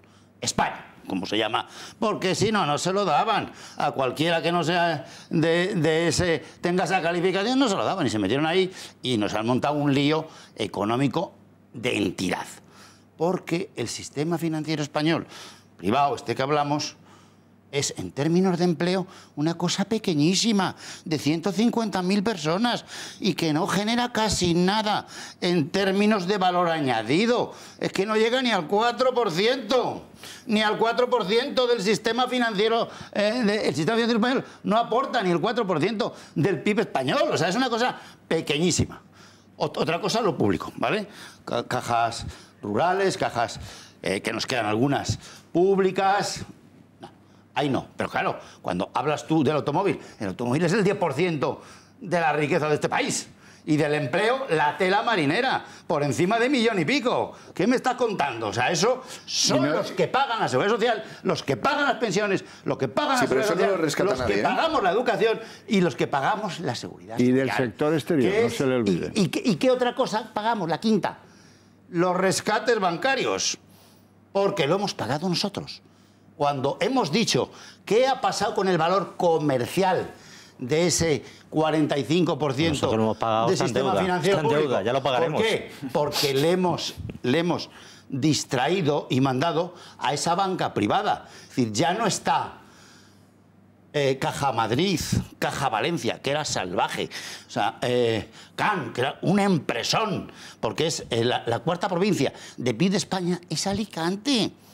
No es Sevilla ni Bilbao, es Alicante. Y eso es la Caja de Alicante y Murcia, CAM. Eso, claro, ese mercado, claro que le quieren bancas privadas. Y yo también, claro, porque eso, solo eso, es el 50% del sistema financiero griego, o más. O sea, a ver si nos enteramos de qué estamos hablando. Eso ha sido parte del rescate y eso sigue deteriorando casi 10 años después de una burbuja que se dice que es inmobiliaria, pero no es solo inmobiliaria, es 50% inmobiliaria y 50% corporativa. Financiera. Hoy hace 3 días que ha habido una imputación muy fuerte a los directivos de la CAN, porque el dinero de la CAN, Caja de Ahorros de Alicante, de la que te estaba contando, por eso te da nombre, ha desaparecido en el Caribe. Hay unas inversiones por México, California, el dinero. Y eso no tiene que ver con ese 80% de las demandas de las hipotecas de los pequeñitos, desahucios y tal. Que eso es muy poco sobre el riesgo financiero. Y no se dice, porque de eso se ha recuperado mucho, porque había un colateral real. Donde no hay colateral real es en suelo para hacer hoteles en la Baja California. Bueno, lamentablemente, Balbás, en la CAM no podrás decir que fue la injerencia de políticos, sino la intención apropiatoria de los que estaban ahí de directivos. Eran todos políticos. Bueno, no, sí, metidos por los políticos, pero no políticos relevantes. No era Olivas, ni era Rato, ni era Serra, ni era tal, ni era cual. ¿Sí? No era Narcís Serra, claro, como en Cataluña Caixa, pero eran mandados por los políticos valencianos, por favor, y alicantinos, claro. Déjame volver un momento sobre el tema de las cláusulas suelo, porque a menudo, sobre todo cuando el consumidor comienza a sentir que no han jugado limpio con él y empieza a interesarse, se le suele decir, bueno, pero es que esta obligación que usted suscribió está no solamente asesorada por el banco, sino intervenido por un notario, y el notario le informó a usted de todo, y se suele ceñir al tenor literal de las escrituras o al tenor literal de los documentos. Una de las cuestiones que sí es importante tener en cuenta es que lo que importa es cómo se forma el consentimiento. De hecho, de verdad, no lo que dice el tenor literal de los documentos. Porque una de las cosas que se han ido conociendo a lo largo de estos años ha sido que esta especie de confianza ciega en que lo que decían los documentos recogía toda la verdad, se ha ido revelando como un error. Ha sido muy habitual en los casos en los cuales se había intervenido y se decía, no, esto lo ha leído el notario, y la persona decía, yo al notario no lo vi nunca. Claro, o sea, pero no todos los notarios han sido iguales. Ricardo, vamos a ver, todos los países tienen un acervo, una quiz en sus formas sociales. Tú no vas a discutir si el contrato para una tarjeta de crédito en una entidad es usurera. Pues no, porque das por hecho que alguien habrá mirado ese contrato y le habrá puesto el sello como correcto. La minuta del notario. Es decir, muchas veces hay que pedir que se exhiba no lo que finalmente firmó el cliente, sino lo que al cliente le remitieron. Y muchas veces no le remitieron la minuta, le remitieron un listado de lo que el banco entendió que era lo fundamental que iba a decir en la escritura, pero no la minuta de la escritura. No lo que realmente iba a firmar. Ha habido casos en los cuales había personas que podían acreditar que no entendían el idioma y que no entendían la extensión de las obligaciones que estaban contrayendo. Ha habido algún caso, y a esto me refería cuando hablaba, por ejemplo, antes de casos delictivos, ha habido casos en los cuales había personas que era evidente que no sabían leer ni escribir y que no habían firmado los documentos que según la entidad habían firmado. Clamoroso. Yo tuve una cláusula suelo. Ya está sonriendo, Vaquero, está sonriendo. Y demandamos y el banco contestaba que que la había podido leer y había podido tener conocimiento de ella. Un ciego. ¿Dónde está la escritura en braille? Es que, ha habido casos sangrantes, impresionantes. Claro, lo cual nos tiene que llevar a otra reflexión que ya es casi filosófica, pero me parece pertinente. La confianza. ¿En quién hemos puesto la confianza? Durante mucho tiempo nadie buscaba un abogado cuando iba a obligarse. Buscaba al abogado después de que se había obligado y tenía problemas. Pero nadie decía, mire, usted, el señor del banco, tiene su asesoría jurídica, ¿verdad? Si bien, yo vengo a la firma notarial con mi abogado. No, hombre, pero yo es que ahí reconozco, y esto engarza con otro asunto, que es el de la educación financiera, que yo me rebelo totalmente. Yo no puedo entrar a una farmacia con un médico o con un farmacéutico. Claro. Detrás. El farmacéutico es un profesional que me va a dar lo que yo necesito. Estamos de acuerdo. Entonces, yo no tengo por qué ir al banco con un abogado. Pero el farmacéutico no tiene un interés contrario al tuyo. Pero fíjate, es una situación de hecho. Que el banquero no te va a vender lo que muchas veces lo que necesitas, sino lo que más beneficios le procura. Es que si empezamos por ahí, terminaremos. Entonces, es aceptar. Pulpo, acepto que el banco roba. Entonces, como el banco roba, tengo que ir con el abogado para que no me robe. Es una situación real que ocurre. Pero coincidirás conmigo, Patricia. No, pero coincidirás conmigo, Patricia, en que hay una diferencia con el farmacéutico. El farmacéutico no tiene un interés contrapuesto al tuyo. Puede no ser igual que el tuyo. Puede no ser igual que el tuyo. Le viene mejor venderte el farmacéutico no quiere que tú enfermes. El farmacéutico no quiere que tú enfermes, que sería un interés contradictorio. Porque hubo una revolución en la normativa farmacéutica hace 30 años. Vamos a dejar a los farmacéuticos de lado. Mientras que en el caso del banco, el banco sí tiene interés, por ejemplo, en que tú te endeudes por un periodo el máximo posible. Pero al banco no le interesa que yo me sobreendeude. No digo que te interese. Esto ya va a depender de la expectativa que el banco tenga de recuperar. Sigo sin estar de acuerdo. Los bancos, los farmacéuticos y los médicos han aprendido una gran lección de hace 30 años y hemos conseguido los consumidores que se tengan que comportar de una manera porque las consecuencias judiciales, legales, etcétera, son de tal calibre que no les interesa. Bueno, dejemos de lado los farmacéuticos, dejemos de lado los médicos y volvamos a concentrarnos en el sector que nos ocupa. Para concentrarnos en el sector que nos ocupa. A ver, Vaquero, al orden. Le llamo al orden. Os llamo al orden ahora a todos. A ver si nos centramos en el guión, por favor, Patricia Suárez. Vamos a ver, Patricia Suárez. No se la entiende si habla usted cuando está hablando otro. ¿Lo comprende bien? Vale, estupendo. Vamos a intentar proseguir entonces. Capítulo siguiente. Los gastos hipotecarios. Vaquero, que también va por usted, que le vigilo. Gastos hipotecarios, ¿qué pasa ahí? Pues hombre, pues que este es el mayor de los riesgos que tiene la banca. ¿Por qué? Porque afecta a todas las modalidades, a todas las variedades, a los multidivisas, pero a los IRPH, a todos. Cualquiera que tenga una hipoteca, aunque no tenga ni cláusula ni otros vicios, cláusula suelo ni nada, ha pagado los gastos con la bonomía que caracterizaba ir al banco, donde hay una persona de confianza que conoces y era el uso común. Y nadie había rascado un poco a ver si eso era justo o no era justo. Estas son reclamaciones pequeñitas, tienen una media de 3.000 euros por cabeza. 3.000 euros por hipoteca. Pues claro, son las más extendidas. Son cientos de miles de casos los que ya han acudido a los tribunales a presentar sus demandas para que les devuelvan su parte. Sin límites, luego nos contará si tienen que estar activas o no, si están a tiempo de reclamar. Mucha gente se lo pregunta, espero que se lo resuelva doña Patricia. ¿Y de qué gastos hablamos? Pues también hablaremos de eso. Pero antes vean ¿dónde han dejado los tribunales de justicia el asunto reclamativo de los gastos de las hipotecas? En primer lugar, el Tribunal Supremo, que dictaminó que es abusivo cargar todos los gastos de las hipotecas al cliente, a la víctima, pero el tribunal no aclaró cuál es aquello que entiende el tribunal como reparto justo, que es la justicia del reparto, y lo deja discrecionalmente en manos de los jueces. Eso ocurre ¿cuándo? En diciembre de 2015. Bueno, pues esto revolucionó el ambiente bancario porque, claro, esto, demonios, ¿qué pasa? Pero luego, en febrero de este año, se produce otra sentencia clave, que es la sentencia del Tribunal Supremo, que aclara que el consumidor debe pagar el impuesto de actos jurídicos documentados, que es el mayor gasto de eso que se entiende generalmente como los gastos de constitución de las hipotecas. Febrero de 2018.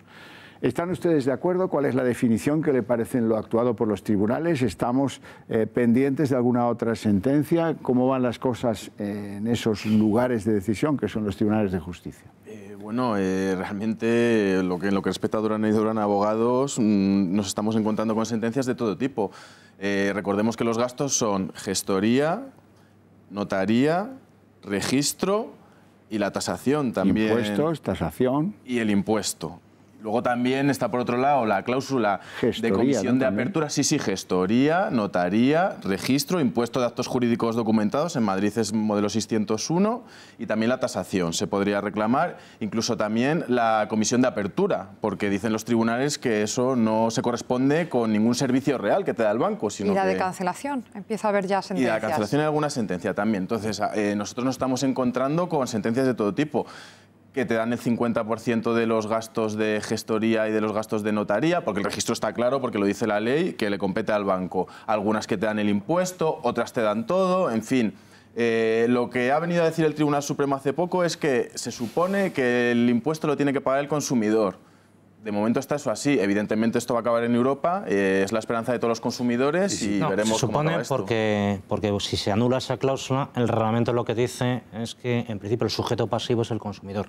Y es un reglamento bastante polémico porque quien le interesa formalizar este documento a los efectos de garantía es al banco. El consumidor no tiene ningún interés, como si tiene que firmar una servilleta. Lo que pasa es que el quien tiene interés es el propio banco, porque sí tiene más garantía a efectos de poder cobrar. Puede ejecutarlo, puede interponer una ejecución hipotecaria. Entonces aquí se produce un contrasentido, porque esto es lo lógico, esto es lo que debería sentido. Sin embargo, el reglamento en concreto dice eso, y no se atreven de momento a pasar por encima del reglamento. Es que, por ejemplo, un contrato de préstamo tú lo puedes firmar en un papel con un banco. Ningún problema. O sea, nadie te obliga a firmarlo en una escritura notarial y elevarlo a público, escribirlo en el registro. Eso, la única persona que beneficia es al banco. En ese sentido, de hecho, te obliga el banco, porque si no, no te lo da.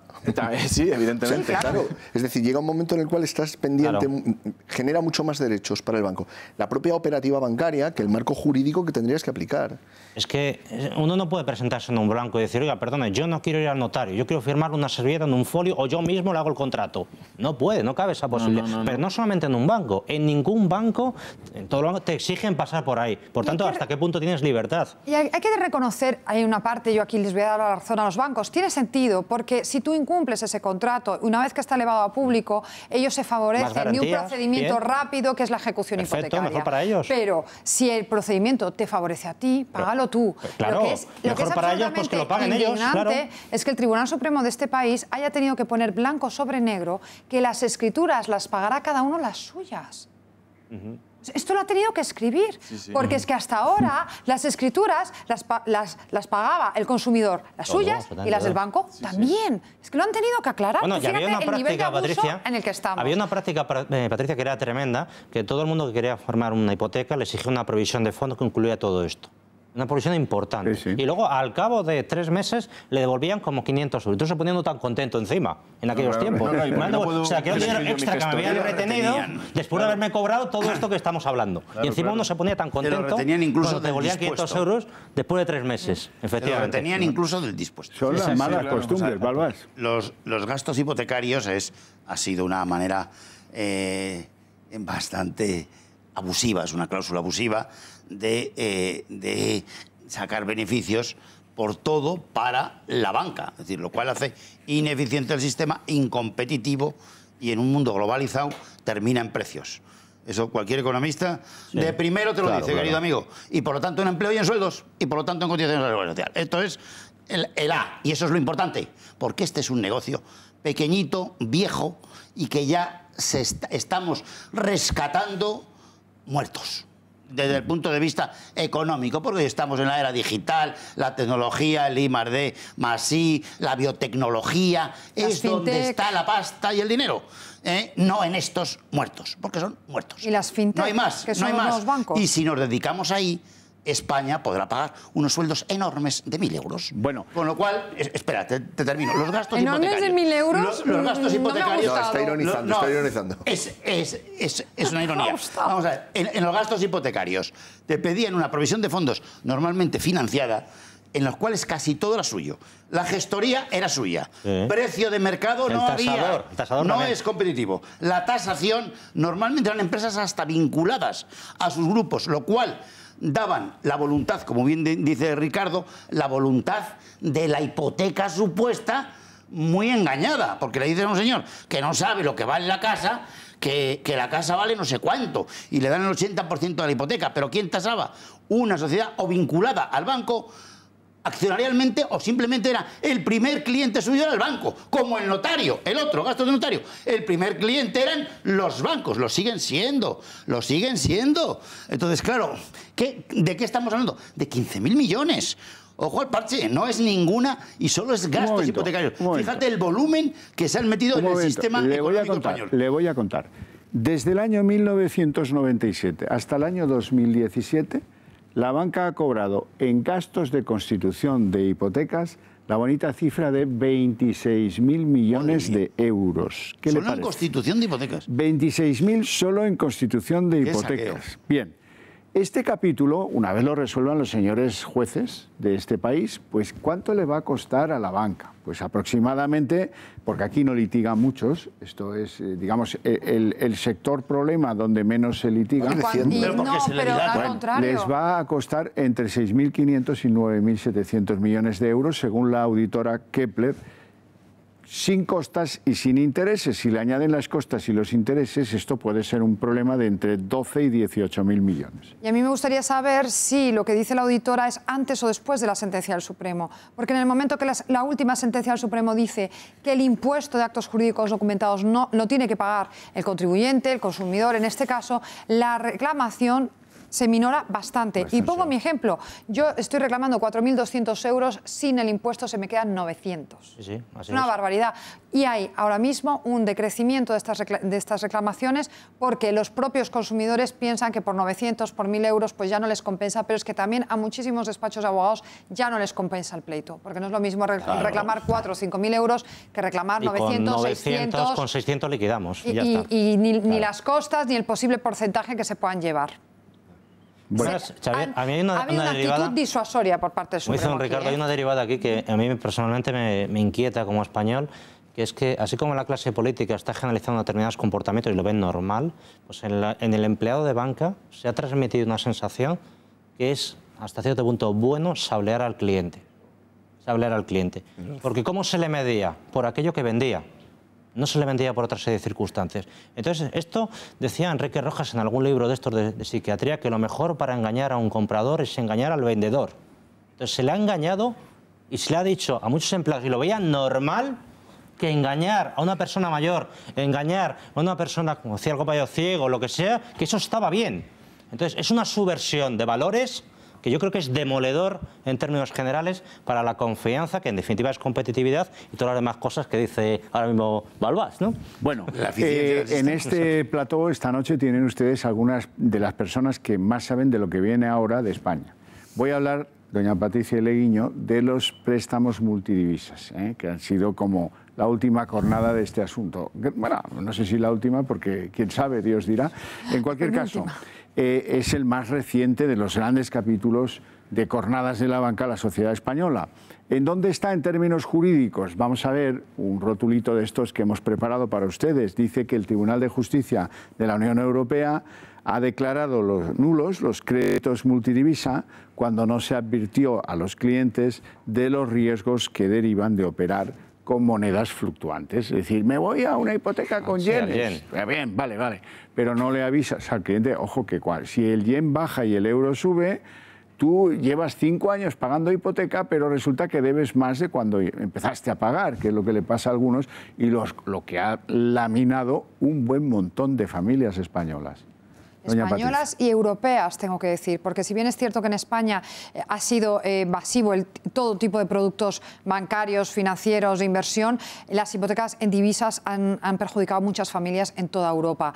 Y en España se calcula que hay unas 70.000 personas afectadas por hipotecas en divisas. Tengo que decir además que es un perfil que, al contrario que los preferentistas, que pudiesen generar una cierta empatía, los multidiviseros, los pobres, lo digo abiertamente porque son mis asociados, y de verdad que yo he visto historias para no dormir, no generan simpatía. Consideran, bueno, eras un listillo, cuando estabas con tu hipoteca en yenes, qué bien que presumías, o en francos suizos, y ahora te quejas. Y lo que no nos damos cuenta es que en este país somos un poco caínitas y que estamos culpando al engañado por haber querido pagar una hipoteca más barata y porque el banco le convenció en esa confianza de la que antes hablábamos de que esa era la mejor solución para Cuénteme una de esas historias para no dormir, la que más la haya impresionado.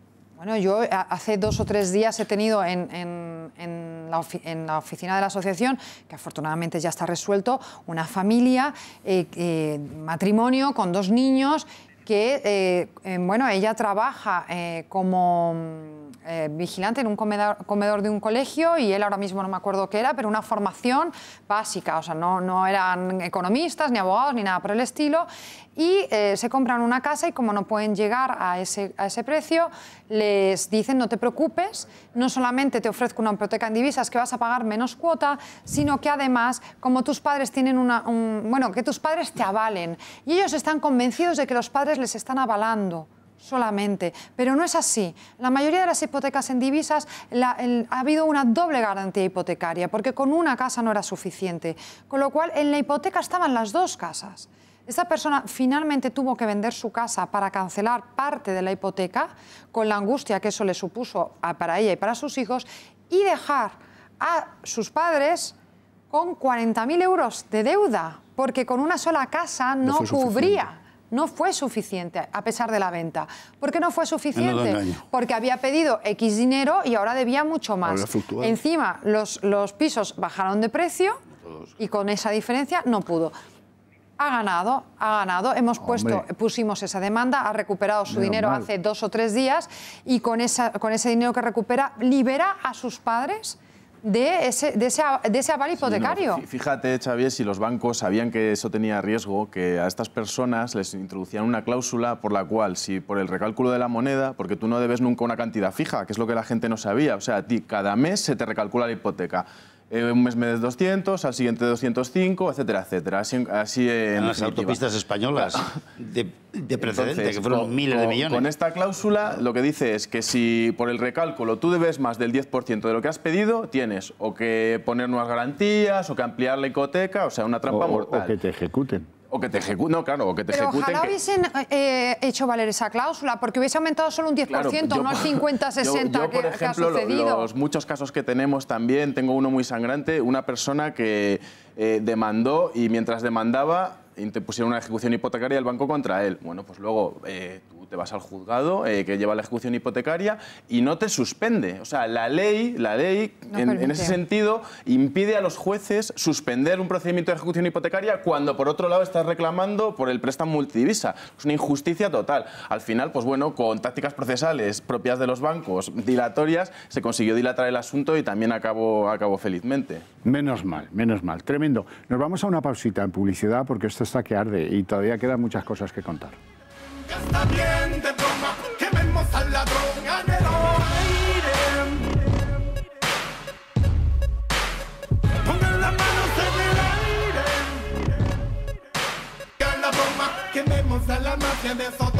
Está bien tirada la música, ¿eh? Pongan las manos en el aire y levántelas bien arriba, porque esto suena a traco.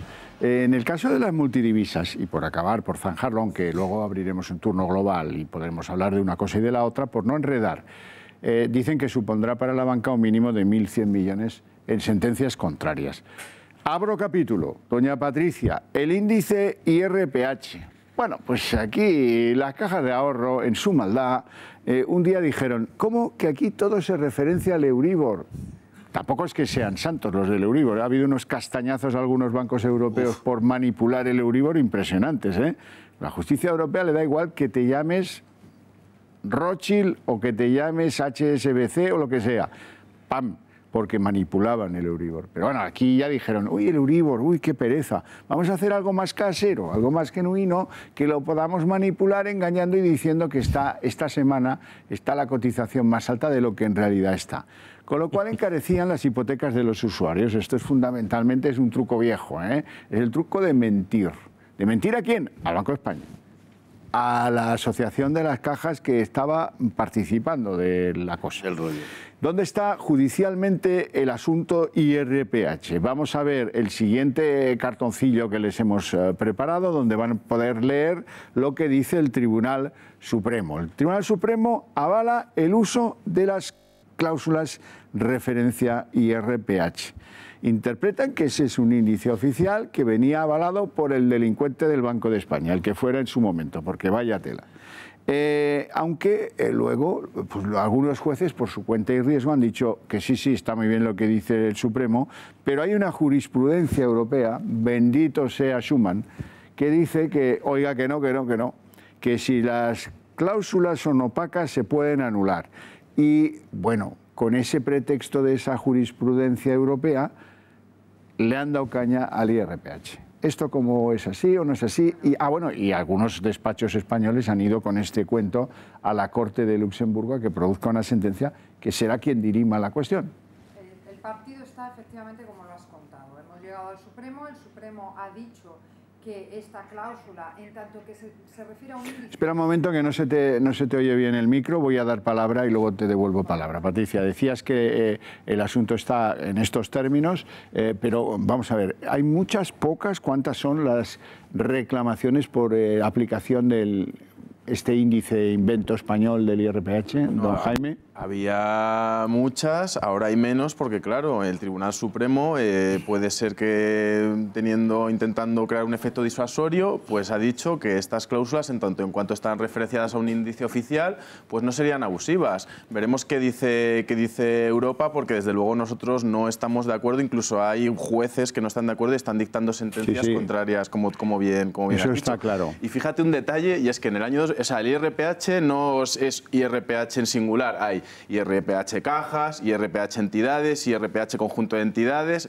Pues fíjate cómo sería el asunto, que en el año 2013 sacó una ley el gobierno y eliminó el IRPH cajas, el IRPH entidades, el IRPH el CECA y dejó únicamente el IRPH conjunto de entidades vigente. Entonces, en el año 2013 se anulan todos estos índices por ser fácilmente manipulables, pero resulta que uno de ellos no. Es una cuestión absolutamente incomprensible. Y además esa ley ha dejado a muchas personas, y si se me permite la expresión, con el culo al aire, porque es que lo que determina la ley es que si en tu hipoteca, solía venir en las hipotecas una cláusula que decía, si este tipo de cláusula se deja de aplicar porque lo dice la ley, ya incluso las propias cajas o bancos debían prever que eso era un escándalo, en el momento en que se deje de aplicar, ese será tu tipo fijo. Entonces, claro, ¿qué pasa? Que esto se ha dejado de aplicar con el IRPH al 4 y pico % y todas estas personas se han quedado con unas hipotecas que son carísimas. O sea, son carísimas. Mucho más que el Euribor. Bueno, el riesgo para los bancos de este capítulo, que son los índices referencia IRPH, bancos que han heredado las entidades cajas, que son las que están en el origen del problema, se calcula en unos 7.000 millones de euros. La consultora Kepler dice que desde 2003 la banca ingresó por el IRPH, las cajas, ingresaron unos 23.000 millones. ¿Qué tal? No está mal, ¿eh? Desde el 2003. Bueno, sí, es que mucha pasta. Doña Patricia Suárez, qué bien que ya esté con el micrófono reparado. Venga, adelante. Bueno, La situación ahora mismo es una auténtica rebelión en los tribunales. Ya nos pasó con la cláusula suelo. Había incluso un mapa en el que se decía dónde te daban la retroactividad y dónde no. Y aquí nos pasa lo mismo, también lo estamos haciendo con los gastos, porque las decisiones del Tribunal Supremo muchas veces tienen más que ver con la estabilidad financiera que con la defensa de los consumidores, desgraciadamente. Otras no, Por ejemplo, la hipoteca multidivisa, una sentencia impecable. En el caso del IRPH tenemos el Juzgado de Primera Instancia número 38 de Barcelona, que ha elevado cuestión prejudicial a Europa y que ese trámite ya se está sustanciando y esperamos, sinceramente, que prospere. Desde a su fin estamos hemos interpuesto ya unas cuantas demandas colectivas en las que hemos pedido, por favor, que se suspenda el procedimiento hasta que Europa decida, porque si no nos va a pasar como en su día con la cláusula suelo, que muchos procedimientos han quedado firmes y ya no podrán recuperar su dinero a pesar de que Europa después dijo que sí. Y en esas estamos, en un marasmo judicial en el que o bien te suspenden o bien te dan la razón. Hay juzgados que te dan la razón y hay otros que directamente te dicen que no y que el IRPH es legal y que mala suerte. Ricardo. Mira, Xavier, que estos últimos apartados de los que estamos hablando ya hablan de malas prácticas corporativas. Es decir, ya no depende del comercial o ya no depende de la persona que en un momento determinado se aprovechó de la debilidad de un cliente en singular, sino que son prácticas que atentan contra el mercado. Y creo que a veces debemos tener en cuenta también esta perspectiva, porque a mí me parece que, sin perjuicio de cada litigio individualmente considerado, a malas prácticas corporativas debe haber responsabilidades corporativas. Además del pago de indemnizaciones y además del pago de intereses y del pago de costas, tú antes recordabas el poder formidable que tenía el Banco de España en el pasado. Yo quiero recordar el poder que tiene el supervisor y regulador en los Estados Unidos, donde se suspende la actividad de una entidad bancaria y los responsables van a la cárcel. Van a la cárcel como medida cautelar. Es decir, van mientras se sustancia la investigación para garantizar que no puedan destruir pruebas, que no se puedan fugar. Entonces, muchos acaban viviendo bajo un puente. En España tomamos que el gran avance fue la responsabilidad penal de las personas jurídicas. Pero realmente es difícil que se declare. Todavía son pocas las sentencias que declaran la responsabilidad penal de la persona jurídica y probablemente la solución tampoco es disolver la empresa. Tampoco es que la empresa desaparezca. Pero sí que asuman responsabilidades, fíjate, no solamente económicas, sino de cambios internos en el gobierno de la empresa, en la gobernanza corporativa. Pero insisto, el Banco de España amparaba estas prácticas explícitamente. Sí. Con lo cual, a esto me refiero cuando te digo que el problema que tenemos en España es más profundo que el de la mala práctica corporativa. Es la impunidad corporativa. Claro. Balbás. Se acomoda. El asunto es que la cuantía es muy grande. Esto es una cosa que es un tipo de cláusula inventada. Esto no había mercados, no había ningún mercado que asignara ese precio. Lo que los economistas decimos, precio-cantidad asigna al mercado libre. Ni mercado libre, esto, ni precio, ni calidad, ni información. Es una cláusula aprovechategui. IRPH de cajas, de bancos, de mercados. No existía. Era un invento simplemente ficticio para incluir unas cláusulas abusivas que hoy está resuelto y visto por toda la legislación europea, que recuerdo que es entre el 80 y el 90% de lo que aplicamos en finanzas, y aquí estamos en una ficción de que como que viviéramos en el pasado del 2003, 2007, 2009, que no vale, que la supervisión bancaria está en Europa, es donde está. Y pasado mañana en la Unión Europea se tiene que ver en la JUR, en la Junta de Resolución Única, el asunto del Banco Popular. Pero es que es pasado mañana, con todos los documentos, con 30 abogados, para ver los afectados, que es la cuantía, pues es... 300.000, por cierto. 300.000 afectados por cuantías entre 10 y 15.000 millones, porque también hay bonos, hay preferentes, hay grandes fondos del mundo, como Pinco, que es más grande que el propio Banco Santander. O sea, que son 1.000 millones. O sea, hay mucha gente afectada. Grandes grupos, como los Sánchez Valle, que tienen 2 demandas en Estados Unidos. Eso se ve pasado mañana. ¿Por qué aquí estamos con 10 años con una quiebra de la Seguridad Social o con un agujero? Porque la Seguridad Social española no quebrará, pero tiene un agujero de 18.000 millones. Y estas ineficiencias están producidas porque tenemos un sistema bancario que no financia nuestras pymes, que son las que crean 14 millones de empleos. A ver si se entiende alguien. No se entera nadie de eso. Porque esos son los que cotizan. Y si esos no son eficientes y no pueden competir sus productos internacionalmente y no exportamos el 30% de nuestro PIB, este país será otra cosa mucho más pequeña. Yo quería abundar en una cosa que ha comentado Patricia sobre las cuestiones prejudiciales. Las cuestiones prejudiciales es una posibilidad que ofrece el derecho de la Unión Europea de, a un tribunal interno, plantear, elevar una cuestión en orden si la normativa estatal de ese determinado país es conforme o no con el derecho de la Unión Europea. Esto es lo que es una cuestión prejudicial. Bueno, pues en todos los países, o en la mayoría de los países de la Unión Europea, este tipo de cuestiones prejudiciales las plantea su instancia superior, el Tribunal Supremo. Por lo que a mí me consta, están del Tribunal de Justicia de la Unión Europea hasta el gorro de España, porque en España hay una rebelión absolutamente generalizada por parte de jueces de primera instancia, como este de Barcelona que comenta la compañera, en virtud de la cual no se fían del Supremo. Y entonces, antes de que llegue y estrangule el tema, desde la instancia inferior plantean esa cuestión. Y es que en la Unión Europea, en ese tema, es que no se creen. Pero bueno, ¿qué pasa en España? ¿No tienen confianza en sus instancias superiores? No. Bueno, hay muchos sitios. Ese recurso, aunque no estaba expresamente previsto, se plantea por práctica por la instancia superior. Lo que pasa se llaman los agentes del supervisado, efectivamente, y aquí están dentro. Los agentes del supervisado, que es la banca, están dentro del propio sistema. Y ahí venimos a otra cuestión. ¿Qué pasa con el Tribunal Supremo? ¿Por qué no se fían los jueces inferiores? ¿Por qué? ¿Quién elige a los magistrados del Supremo? Políticos. Bueno, hasta hace poco el jefe de la asesoría jurídica de una de las mayores cajas, ahora bancos de este país, 30 años de desarrollo profesional en esa asesoría jurídica, era magistrado supremo, se acaba de jubilar. Mira, bueno, vamos a lo que vamos. Nos queda otro capítulo que no por ser el más antiguo de los que afectan a la banca deja de tener su importancia. Es el capítulo de los otros. Los otros, ahí cabe, en el cajón ese desastre, caben los swaps, caben los bonos. Los bonos fueron el primer... Los bonos no, las preferentes y las participaciones preferentes, los bonos, las subordinadas, ¿se acuerdan? Bueno, eso fue el primer Vietnam para la banca, o mejor dicho, fue el primer Vietnam para las víctimas, que somos los consumidores. Y los otros, pues algunos han pagado y otros, pues no, sinceramente. Los arbitrajes limaron buena parte de las asperezas entre clientes y entidades que tenían que ver con lo más antiguo de las diferencias. Y bueno, ¿y qué les diré? Pues el coste parece que para redimir esas culpas ha sido para el sector bancario de unos 7.000 millones. Los swaps, como decía Puyol, pero ¿qué coño es la UDEF? ¿No? Pues yo voy a decir aquí, pero ¿qué coño son los swaps? Bueno, los swaps son una cosa muy difícil de explicar. Yo me la sé, pero es que casi temo entrar en estas honduras. Porque no lo expliques. Los swaps son créditos que se aplican a empresas. Ya no estamos en particulares, pero muchas son pequeñas empresas. Algunos incluso son particulares, ya lo sé.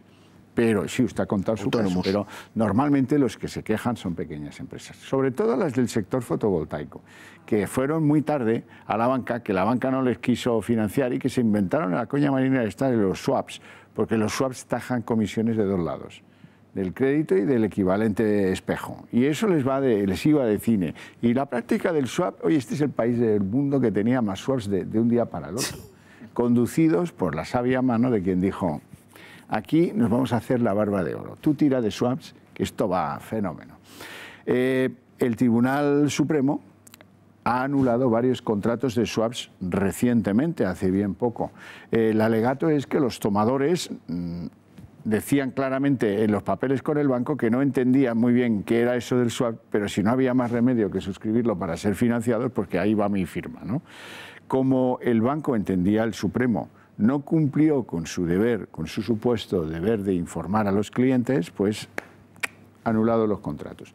Pero hay media docena de anulaciones, creo, más o menos. No, en el tema de las fotovoltaicas puede que haya media docena, pero en el tema de los swaps hay cientos de sentencias ya del Supremo, cientos. Bueno, me alegra. Y en nuestra asociación, que empezamos precisamente con los swaps, tenemos en la página web colgadas más de 7.000 sentencias y unas 1.000 solo son de swaps. Porque además a los fotovoltaicos los pobres les dieron por los dos lados, si me permitís la expresión, el riesgo regulatorio por un lado y les bajaron la prima, y por el otro lado les habían colocado un swap que, para que la gente nos entienda de una manera muy sencillita, es un contrato independiente de la financiación, ya sea hipoteca, crédito, lo que sea, pero que hace las veces de una cláusula suelo, te fija el tipo. Es el espejo. Y entonces, al final, a ti no te baja el Euribor. Y tengo que decir además, en favor de los fotovoltaicos, que mientras el banco no quiere casas, las casas no las quiere ni ver, ejecutar una casa, ¿para qué? Si luego tienes que gestionarlo. Sin embargo, no les importa quedarse con las plantas fotovoltaicas cuando las ejecutan. Y hay varios casos que conozco en este sentido. Del 7, querida amiga. Una cosita, para las cifras de hoy. Para que nos entiendan también la gente, hay muchos tipos de swap, pero el más general se podría explicar como un contrato especulativo. Es decir, el banco te pone un suelo, un 3%, 2%. ¿Qué pasa? Que si el Euribor baja del 3%, tú le pagas al banco. Si el Euribor sube, el banco te paga a ti. ¿Qué pasa? Curiosamente, todos los vendieron en un momento en el que salió beneficioso para el consumidor durante un mes, 2, y a partir de ahí a pagar. Años y años. Estamos hablando de una media... Qué preclaros, qué visión de la jugada. Es parecido a las cláusulas suelo. Yo he empezado el programa preocupado porque las provisiones específicas para atender los 33.000 millones no las tienen ni cubiertas en un 10%, pero ya me quedo más tranquilo porque si tienen esta visión tan preclara, pues ya ellos se buscarán la vida. Nunca ellos confiaban tanto en el sistema que jamás pensaron que los consumidores íbamos a reclamar y que los tribunales nos iban a dar la razón. Es que lo que esa ha sido la falta de previsión. Ríanse de la revolución islandesa o de movimientos muy serios que ha habido, por ejemplo, en Irlanda contra la banca. Lo que ha pasado en este país, que tanta gente acuda a un abogado, firme, lleve, un procurador, no sé qué, tal cual, porque está harto de que la atropellen, no se ha dado en ningún sitio de Europa. Lo decía antes Balbás. El asunto de los swaps, voy a explicarlo un poco en pequeñito, es un invento, porque no es un invento, de un riesgo financiero futuro que no ha cotizado en mercados, que ellos han creado el propio producto. No era un producto en libre competencia, con lo cual era una canela en rama que le metían a la empresa, al consumidor, al que fuera, para financiarse sus negocios. Entonces, hay no solo una cláusula abusiva, sino el producto que se vende está fuera de precios de mercados, porque ese tipo de swaps que sí que se hacen para acciones, para intereses, para grandes corporaciones, esas son pactados entre dos mercados libres que cotizan en Nueva York o en Chicago o en Londres. Entonces, estos eran sus propios productos que ellos regulaban según la cara del cliente. Entonces, era una cuestión corporativa para financiarse. Como hoy tienen un gran problema la banca, porque el 40% de sus futuros previstos beneficios está en que los tipos de interés del Banco Central Europeo bajen y puedan hacer algo con el dinero, el 40% a hoy. Entonces, ellos han jugado con esos tiempos que entonces los swaps les venían bien. También hicieron swap de inflación, swap de intereses, que todos son engañifas, porque no había cálculos matemáticos que existen hoy. Existen todos sobre el petróleo.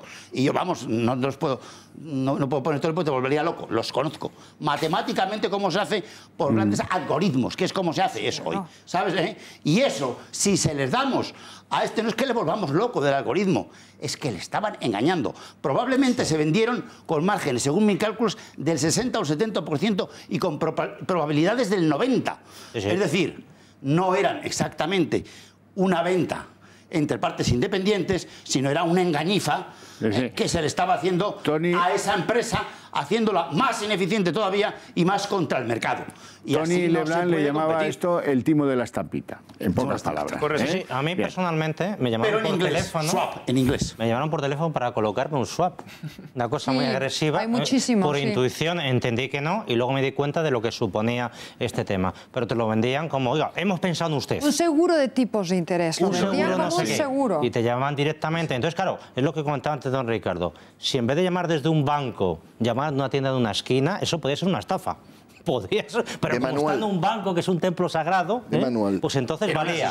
Era un asesor.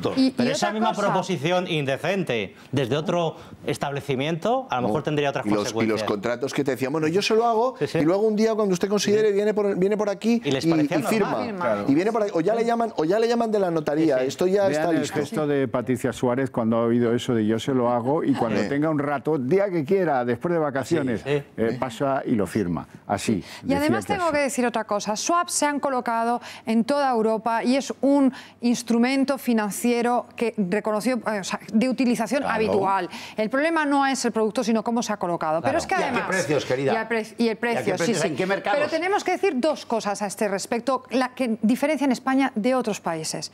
En Inglaterra, que nadie podría decir que Inglaterra sea un sitio del que nos podamos desconfiar. Allí está la City allí se maneja todo, allí es la City. Bueno, pues allí uno de nuestros bancos, de los grandes, colocó también swaps. ¿Y qué hizo el regulador allí? Les multó porque habían colocado swaps a las pequeñas pymes sin darles ningún tipo de información, y les obligó a devolver el dinero. Las pymes inglesas no tuvieron que ir a tribunales como hemos tenido que hacer nosotros. Bueno, como queda poco de programa y hay 300.000 personas que están reclamando por accionistas del Banco Popular, ese es el último capítulo. Brevemente tengo que contar que la reclamación tiene dos fases. El accionista de toda la vida, buena parte de ellos empleados, y el accionista que entró en la última ampliación. Para los segundos está más claro que para todos, que para el resto, en la medida en que argumentan que cuando fueron a esa ampliación el Banco Popular les engañó, no les presentó una visión cierta de la contabilidad interna del banco y que acudieron a esa ampliación engañados. Ahí tenemos una comisión que tampoco hace los deberes. Si antes he sido crítico con el Banco de España, déjenme que también apunte que no nos merecemos con la pasta que nos cuesta el Banco de España y la Comisión, o la Comisión del Banco de España, que se lleva lo mejor, hacen unas oposiciones a las que les garantizo que van los mejores. Sin embargo, están oprimidos, están retorcidos. Quiero recordarles la cantidad de veces que los inspectores no han fumado en pipa y no han mandado al gobernador informes sobre tienes que actuar aquí porque se está produciendo algo gravísimo, y esos informes han sido cajoneados con el más absoluto de los desprecios. Eso lo saben bien los inspectores del Banco de España y mucha gente que trabaja en la Comisión Nacional del Mercado de Valores. Eso poco les dirá a los que se sienten estafados con su inversión en el Popular. Eso está, como decía Balbás, a punto de que Europa, bendita sea Schuman y Monet, porque nos ha dado esa ventana que no esperábamos tener. Esa ventana de compresión, o de comprensión, mejor dicho, esa ventana que nosotros pagamos impuestos en España y deberíamos, yo estaría más contento si buena parte fueran a las instituciones europeas para reforzarlas y agradecerles lo que están haciendo por nosotros. Se llama Junta Única de Resolución. En materia de consumo y en materia de usos y costumbres financieras, si no fuera por ellos, Patricia, estaríamos doblegados. Aquí hay dos claves. Internet, que nos ha permitido compartir información de manera masiva a todos los consumidores, abogados, etcétera, y Europa, sin ninguna duda. Sí, pero Europa es porque Europa se basa en el libre mercado. Y es esencial en el libre mercado la debida información del consumidor, que es lo que no se entiende aquí en España. Y la responsabilidad. Es que no hay libre mercado si el consumidor está desinformado. Pero cuidado, Alberto, y la responsabilidad. Y además eso. Es decir, y no solo la responsabilidad, la legalidad. Porque el 80% de las leyes que aplicamos son europeas. Y aunque aquí estén anticuadas, no tienen validez. Otra cosa es que sigamos con artificios, no tienen validez económica, porque el principio de la libre competencia y de la libre movimiento de capitales es absoluto en la fundación propia de la Unión Europea, querido amigo. Y no se puede vulnerar con nada. Volviendo al asunto del Banco Popular y respecto a que los de la ampliación 2016 lo tendrían más fácil, sí y no, porque en Durán y Durán Abogados tenemos unos informes periciales que lo que nos dicen es que ese maquillaje de cuentas, por decirlo de alguna manera, viene de mucho más atrás, pero muchos años más atrás. O sea, que la gente no pierda la esperanza. Y los que estamos allí en la Audiencia Nacional sabemos que va a salir mucho, como sucedió con las acciones de Bankia. El propósito del programa, que termina ya, era pues que ustedes no crean en gnomos, que ustedes se fijen bien de lo que firman, que se asesoren bien, que actúen reivindicativamente a la hora de defender sus derechos ante cualquier atropello, lo produzca quien lo produzca, por muy poderoso que sea. ¿Se lleva razón o no se lleva? Y si uno se siente atropellado, forma parte de sus obligaciones, no tanto por la cantidad que puede recuperar, sino por dejar un país mejor. el actuar contra esos abusos. En este caso, sean de la banca o sean del Sursurcorda, que nos da lo mismo. Muy buenas noches a todos, espero que duerman bien a pesar de lo que llevan oído esta noche. Les deseo un buen fin de semana en lo que queda y hasta el próximo sábado.